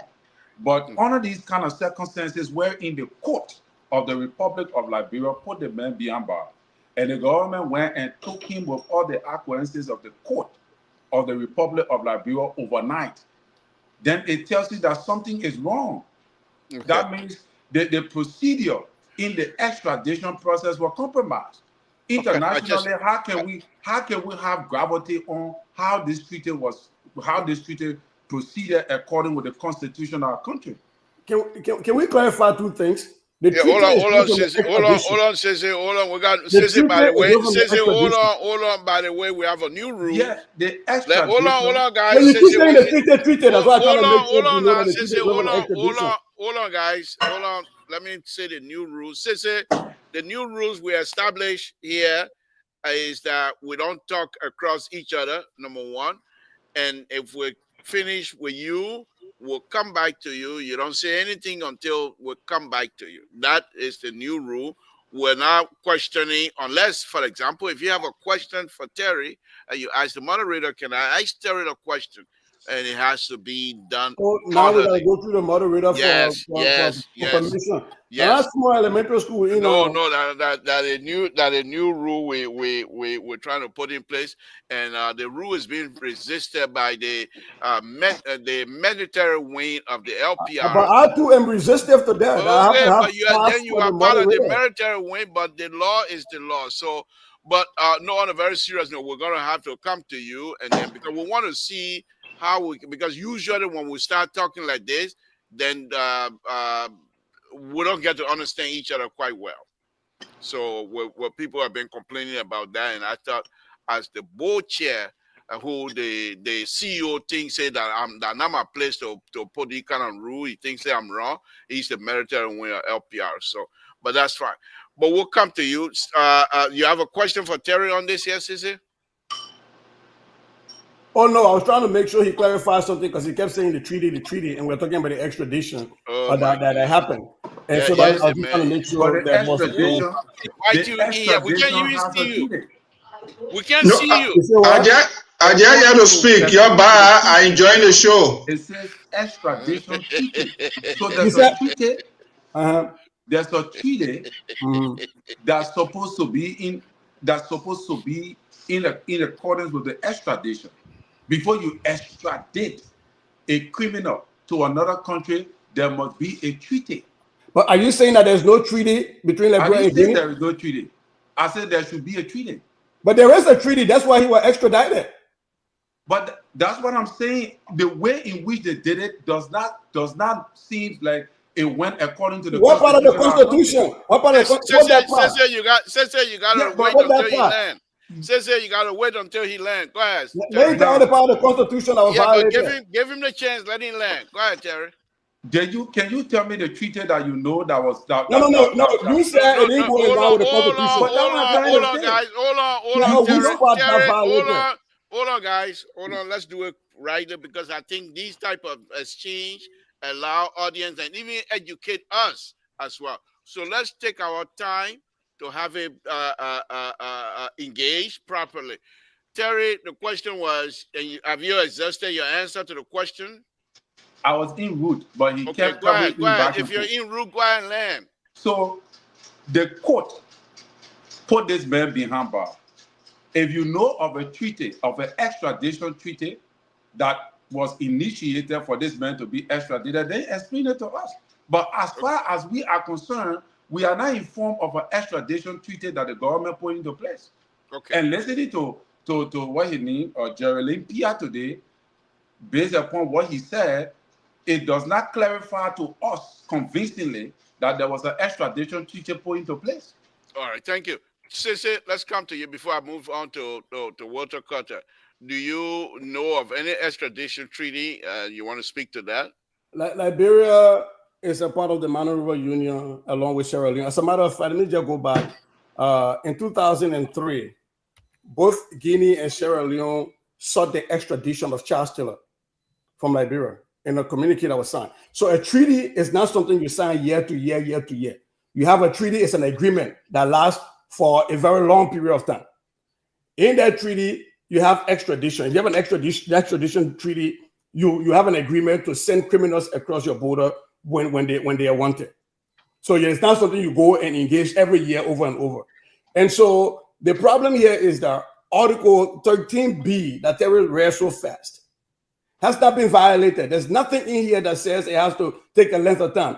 If a criminal is arrested in Liberia, or if somebody is accused of a crime in Liberia from a foreign country, of course you go through the legal process, you put behind bars. You get taken from behind bars and sent back to your country. Now, if the argument here is that somehow the executive went and forcefully removed this man without a court order, then that is what we discussed when that evidence come out. But up to now, that is a speculation. Article 13B, which is the part that applies to foreign nationals, because 13A talks about Liberian citizens. 13B says Liberian citizens and non-Liberian residents may be extradited to a foreign country for prosecution for a criminal offense in accordance with the provision of an extradition treaty, if they have one, or other reciprocal international agreements in force. So we have a reciprocal international agreement in force. That was what Guinea and Sierra Leone was using in 2003. So let me ask you this. Let me ask you this, Sissy. You said maybe, right? Maybe extradited. Mm-hmm. So why you think they use the word maybe then? If you can help us. That is the point now, and that was what we talked about the Julian Assange case, right? That if sending him over will violate our own conscience as a country, that is why you have the argument about Julian Assange. Not that Julian Assange is not going to be sent back to America, but about are you going to have the death penalty, right? And so it may be the government might say no, we're not sending this person back because we don't. The evidence you provided to us shows that this person has not done anything to come back. That is the maybe that is not forced just because somebody asks you to do something. You have to look within your laws. That is the point they're saying. And by the way, for Terry to say it take a year or so, remember this U.S. personnel that was in Connecticut. I hope Keto remember this guy who this U.S. personnel who leaked classified secret and ran to and fled and went to what's the next door country right here to Canada. It took less than 3 months. She was extradited back to the United States. Okay? So there's no time limit on extradition. You're talking about the he? I ain't talking about that one. I'm talking about somebody who released classified. Yeah, that's many. That's the army officer, many. Right, but the side you're going, I don't participate in that side because I believe everybody have the right to determine who they want to be. Okay, that what they beat us for. Yes, no problem. Okay. Let me come to you, Walter Carter. Mr. Soul, should I bring you in or you just here to listen? I can't hear you. I gotta come in here because I gotta come in here. I think my voice is more important. What are they saying? Because the Tabata is too much here. So the independent. I don't want to be seen. Yeah. So quickly here. By the way, Jerry, are you having 2 eggs or what? Why are you so sad tonight? So speak your mind. You say you don't want to be seen. We can let you call in on the phone. So yeah, okay. Let me just contribute quickly here with this whole extradition, blah blah blah here. Look, there are a couple of things involved in this here, and it's a very wide process. We yet to know the details. What we do know in Guinea for now is a military takeover. When there's a military takeover, when it comes to these treaties, these are international legal agreements. However, sometimes these military government, they communicate, they don't, or sometimes they suspend these treaties. Sometimes there are conditions laid out with respect to what happens. They have what they call a safeguard treaty, where, for example, there are prisoners, they allow them to go through, can come to the country without being harmed. They have what they call an amnesty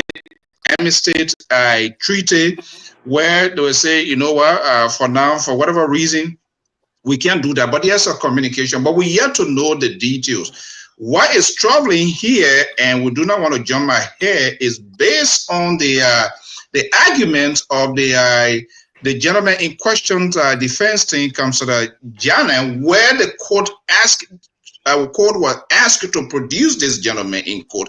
The same court that call for he to be incarcerated or whatever, and then for them to write back to the court that he's not there. So if he's not there, then the key question here, how he got out, because he was in state custody. So was there any arrangement by national government with this military junta?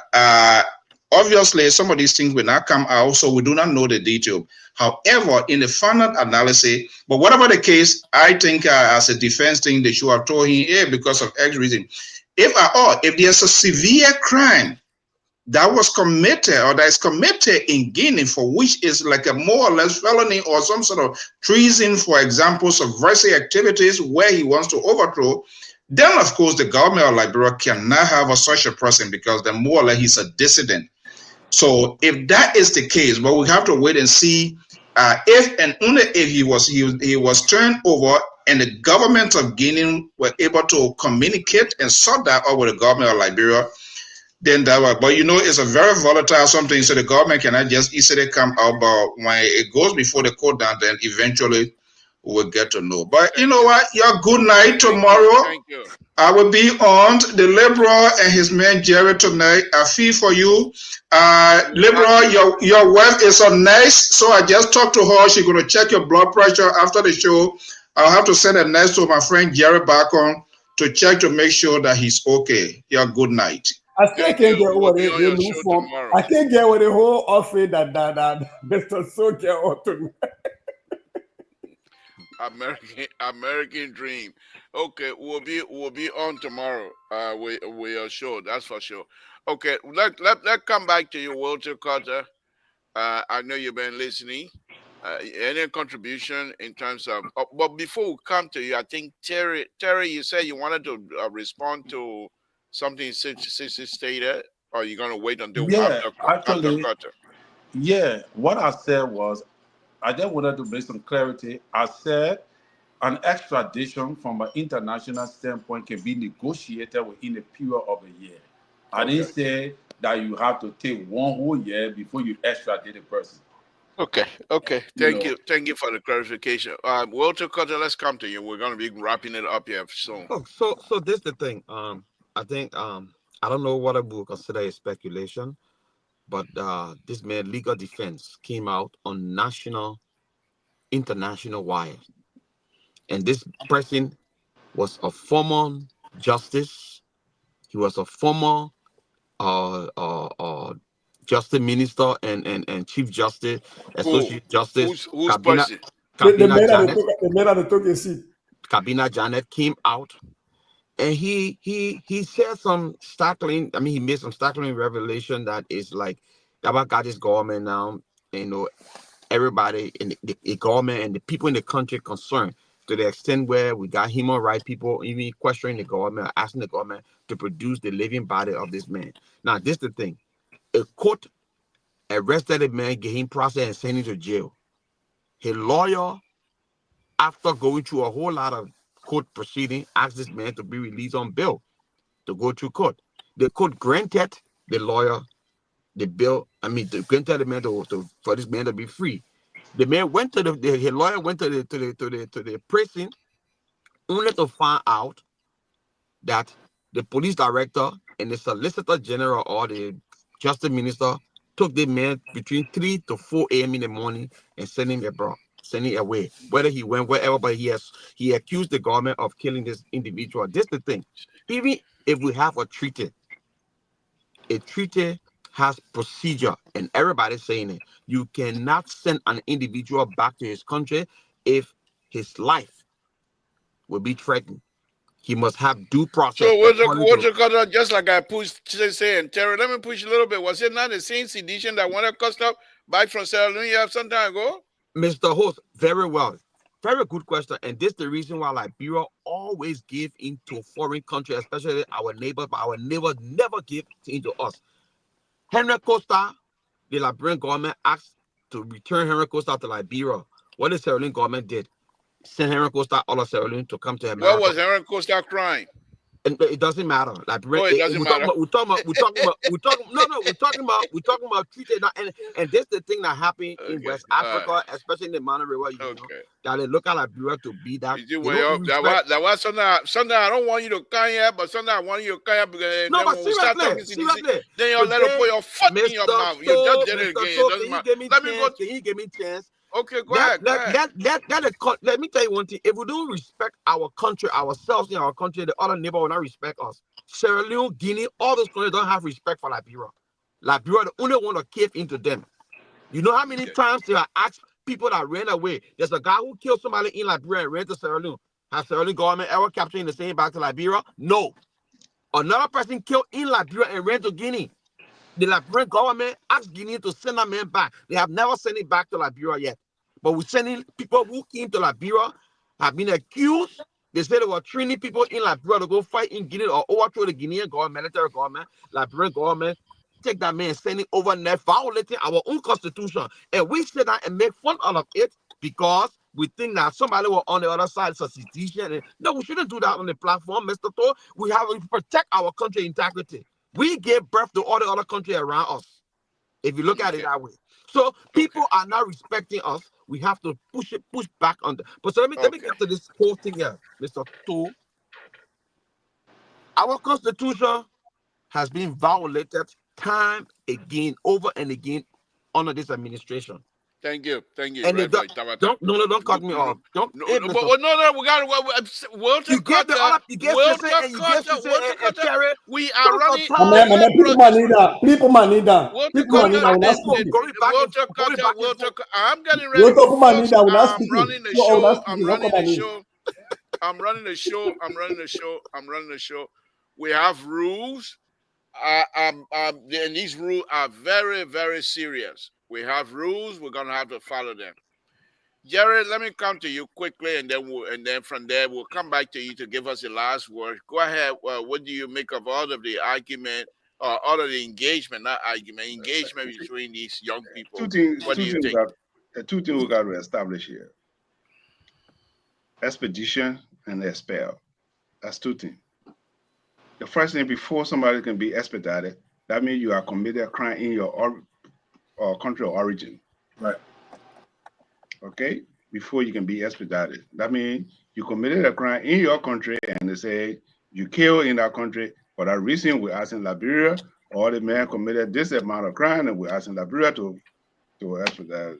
So then the second thing is, if you commit a crime in Liberia, a non-citizen of our country, we can expel you. I can give you an example of Berry case. It was the supermarket. He was tried. They expelled them out of the country. He drug dealer after I think there were 3 of them. After they were prosecuted, they expelled them out of the country. So these are the things. So the question here is, what are they? John Doe. I was just calling John Doe for now. I don't know his name. John Doe. What are John Doe committed a crime in Guinea, and the Guinean government is asking Liberia for him to be expedited to back to Guinea, or he committed a crime in Liberia, and Liberia is to expel him to Guinea. So these are the things that we have to find out. What crime he has committed, whether he committed a crime against the Liberian government, or he committed a crime in his country of origin. And this third thing I may add, which is confusing, whether he claiming dual citizenship, because as I listened to his lawyer is saying he's a Liberian. He was born in Benson Street. Benson Street crime. Yeah. Benson Street crime. Benson Street They say you were born about around. You say you were born around Richard Herring law firm. Okay, Around Richard Herring law firm over there. Remember Nwabudiki was also born in Liberia at some point in time. He was also Liberian citizen at some point in time. Okay, well, that's a tail layer. Just a tail layer I wanted to add to the argument tonight. So the question we need to ask ourselves is whether he committed a crime in Liberia. Well, the Liberian government have not come up and say yes. So let me ask you guys this then, and Jerry take it first, and then we'll go around. But after Jerry take it, those of you that are going to take it, wrap it into your closing as well. The question that I have, and it's just to educate me here as well, and that is the treaty itself. If it's going to be enforced, does the government, the executive or whoever the government, do they have to go through the court system and enforce it through the court by providing evidence and why this man is going to be, or the government can just say, okay, we're going to send him back based on the treaty enforcement? Jerry, let me come to you. Terry will come around. Terry, go ahead. Maybe Terry, go ahead. I'll give you. Okay, Terry, go ahead. Go ahead. Yeah, I just wanted to provide information because I'm reading the treaty right now, and I'm reading Article 9 of the treaty, and that question you asked is just sink right within there. What it says here is that the expense of transportation of the fugitive shall be borne by the government which has preferred to demand for extradition. The appropriate legal officers of the country where the proceeding of extradition are had shall assist the officers of the government demanding the extradition before the respective judges and magistrates by every legal means within their power, and no claim other than for the board and loading of a fugitive prior to his surrender. So there are a lot of things. It's a long stuff. I'm just giving a short something. Sissy will come to you. Sissy will come to you. I don't want clarification. Yeah, we'll come to you. Sissy will come to you. Sissy, we will come to you. I don't want clarification. I know, but you gotta wait your time. You gotta wait your time. So let's do this now, Terry.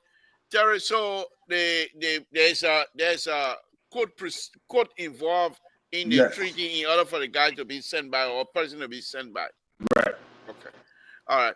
Okay. Give us your closing as well. Behind the Zin Hall and just put a man in the car and just say, "Boom!" The government has extradited you. Give us your closing as well, and then we'll go to Sissy, Walter, and then Jerry gonna take us.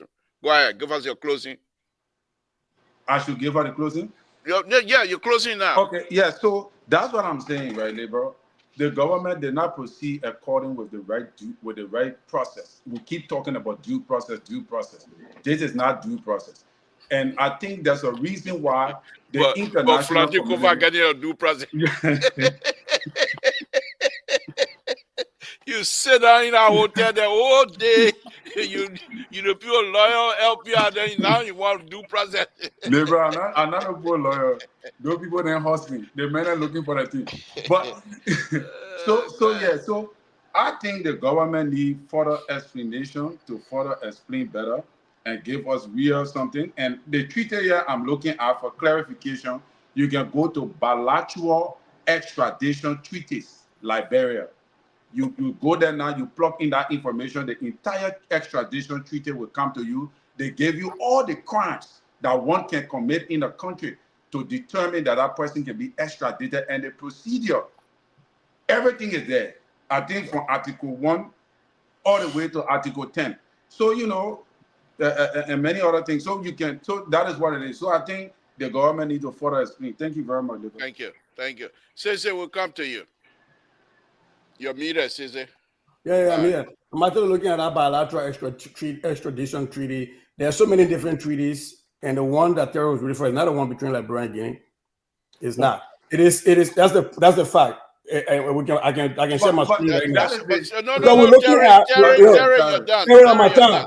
Okay, because we're looking at an agreement that was signed between Liberia and Guinea, and you're looking at a holistic overarching of what treaties usually are. I want to ask you the question. I want to ask you the question because you're not reading the actual treaty between Liberia and Guinea. Okay. That's my point I was asking. Terry, let him finish. Oh, look. Go ahead. Look, Go let me ahead. say this. I don't like speculating. When I got here, I told you first from the beginning I was not going to speculate on this. Because the problem here is that we know nothing right now. The defense lawyer, by their own pay, they are paid to be hyperbolic. To say, oh, the government has executed this, my president, this is that. Yeah, that's the work they do. So for me, until things can come out, facts can come out and say, for example, like what Mr. Barker was saying, is it being extradited because a foreign country is committed a crime in a foreign country, right? Because a Liberian can be extradited from Liberia to another country. So it doesn't always have to be your own country that is asking for that. Is he being expelled? And how was he taken out of the country? Was it just akin to what America does with black sites when folks are taken out under National Security Act? You got to remember that there are national security proceedings that come into play also that will then make sure that the court system is circumvented. That is a fact. And so we don't know everything until it's laid out. So do we have that in Liberia? Walter Carter, the man has the floor. You do have national security. Go ahead. Say, please. Continue. Walter Carter, please. We're not going to interrupt. I'm sorry. Please. I don't know. Go ahead. Down the same national security, using a running behind my man, guy in Bonnie cartoon. Yeah, but I'm out about here, man. So, and now they're sitting around behind the man who wrote, the next author. That's the same reason you made the mail saying that I'm going to play jazz, I'm going to pour Mason. I've had to buy, just because he wrote a book on national, don't do that. Go ahead. And so, but I got a book here, so anytime you got that. So the point I'm making here is the government is going to have to give out more stuff, and I like the fact that they went to the court, and the court is asking for the living body, because this is going to push the government out to say, well, if he's not there, how come we the court remanded somebody to your custody, and he's no longer in your custody when we need him? For me, that is the answer that will give me the time now to say the government violated this and it did this and it did that and it did that. I don't want to speculate beyond that point. I'm just looking at the process for now. I don't have many information. However, to close, I don't want to close on this national security thing because I think there's nothing in the public space that can allow me to make an informed analysis. I'm, however, concerned about the plethora of information that's being put on Facebook and in the print media. My own little brother, Martin Colley, has been, him and I have been communicating, and he's been tagging me in a lot of them because we've been having some inside communication about the MCSS. The Liberal, you will remember that you and I were on ERBC when he showed up, and we talked about these chairs. That these chairs were being manufactured outside of the country, and we asked a specific question about why wasn't it being manufactured in Liberia. Remember that? Yeah. It is troubling, and he's denying it, that there was a corruption, but the fact that it shows that the PUCC guidelines were not followed, for me, is troubling to me. The same thing happened at the Immigration Service recruitment, and I talked about that on ERBC. And now we're seeing that the head of that agency has been suspended for 3 months. I think people in this government need to stop making the same mistake that the CDC made and we complain about. You have public procurement laws and policies for a reason. Follow them. Even if you didn't pocket $5, the fact that you did not follow them, it means you're just as guilty. You're violating the law. So for me, it's the MCSS right now. I'm having some laser focus on, and we'll be talking about that in. But they think about those people though. That day when they were on, they presented themselves to be legitimate. They presented themselves to be really caring people. And to have these kinds of about these kinds of, they're very dishonest, to be honest with you. Let me come to you, Walter Carter. You got 2 seconds. So, yeah, no problem. I got 2 seconds. So you're not part of us. My 2 seconds here is, look, we lay a lot of emphasis on President Bouaga prior to he becoming president, of his integrity, of his experience. What I've seen over the past 9 months is totally different. And I think we should be able to own up to our mistakes by misleading Liberian people, selling of bad goods to Liberian people. Today, that our country, most of us are shameful to say we are Liberians because of what is happening. Look at our legislature. For a ECOWAS parliament to come and try to school our legislature about how to go about their activity. Look at the government trying to sign it, making the president to read statement about $25 million for 200 and some more students. That is a plea 419. All right. The bus, the bus deal, the yellow machine deal, all those things. I think it's about time that people around Mr. Bwaka or President Bwaka should be able to be sincere and genuine to that country, loyal to this president, that it will deliver the Liberian people from where they met us. Thank you. Because it's bad on the country, it's bad on the president. And I think every Liberian now should be sitting down and saying, you know, happy, enough is enough. Thank you. Thank you. For some reason, the Liberian people and the Liberian government like the $25 million business, which we have a $25 million map out. He come and run away. He come and leave. He come and leave. I see you. Good night. He come and leave. No, I'm watching. I stay. I don't. Here we go. He come and leave. But anyway, Jared, let me come to you so you can close. Look. You see a picture? He got gun. That gun he wearing there. Let him come back. I want you listening.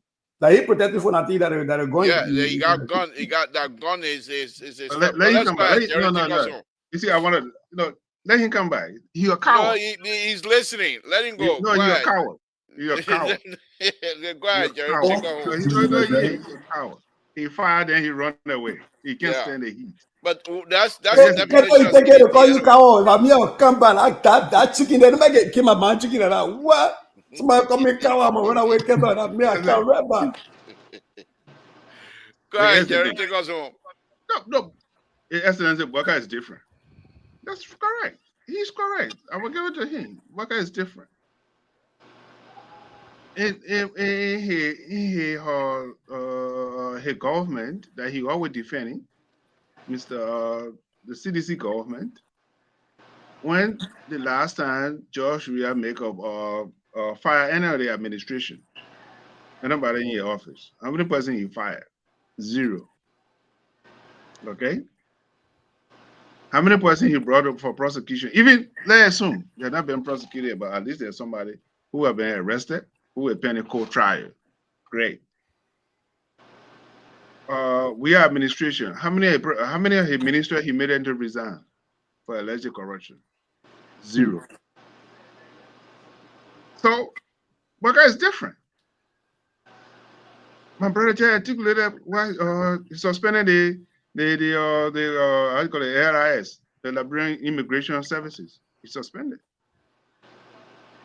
He fired, or not fired, he asked the Minister of Commerce to resign. Granted, he brought charges against the Minister of Finance. Granted, it was still pending. So he's different. So Mr. Bwaka is different. So I agree with him. You know? So you might not agree with Bwaka, he might be slower, but these are the progress Mr. Bwaka is making. So I salute him. That's why I say you're a coward. You should listen to me because Bwaka didn't do this. So Mr. Bwaka, that's what Mr. Bwaka has been doing and yet to come. But the interesting part here is let's see what happened on Tuesday, especially the John Doga, to see what the government have. Because the government have not come out to make a statement and say, these are the charges that leveled against him. A lawyer said have not even disclosed what kind of charges they have against the client. We don't even know. You know what according to him, whether he wanted to overthrow the government or his sponsor going into the country, it was it. So let's wait on Tuesday. Let's see. Maybe they will ask for continuation. I know definitely on Tuesday they will ask for continuation. I mean, that's my assumption. But hopefully we can see on Tuesday. So let's wait for on Friday. They will do the same thing. Let's see the what do you call it? The scholarship something. You know, so let's see how it work out. Whether it's a scholarship, whether it's a bond, whatever we consider it to be. Let's see, Friday. How far from here Friday? In fact, what time is it? Almost 3 o'clock in Liberia morning time anyway. Yeah. So, okay. So can I ask Mr. Bwaka a question? You keep calling him man John Doe. Is he related to Blama Doe from Sierra Leone? No. John Doe is a legal term or individual who to be That's just identified. That's just say you're a terrible John Doe. You don't want to pull No, you up. no, it's just in my brain, so that's what I'm telling Yeah. you. So that's good. Okay, guys, You know, we're way it testing me out if of I time. stay inclined. You know, you stay testing me what I know what I'm talking about. That's good. I like Oh that. no, I know you know what you're talking about. I just linking it to our primary English from Sierra Leone book. What we have a Brahman do. No. All right, guys. You want laugh, you will laugh. Thank you, Terry. All Thank right. you. Good night, See you Sissy. tomorrow. Thank Be you. good. Good night. Stay Good free. night, Have Sissy. fun. Jerry, Okay. Good night. thank you very much, guys. We're All way right. out of time here. All right, guys. Thank you very much for tuning in tonight again. It was a wonderful, wonderful show. Walter Carter, thank you very much. It's nice to have you here. Again, folks, Samson told Labrador Public Radio will be back here again from Mr. Soul. We'll be on his show as well to have some conversation. Some very interesting things that are happening in Labrador. We just have to be mindful about what it is that we're discussing about. And we want to be mindful of not trying to inflame the situation and see what solution we can find. Like one most important thing here, let's continue to pray for one another. This is the liberal Samson told. And I'll say good night to all of you.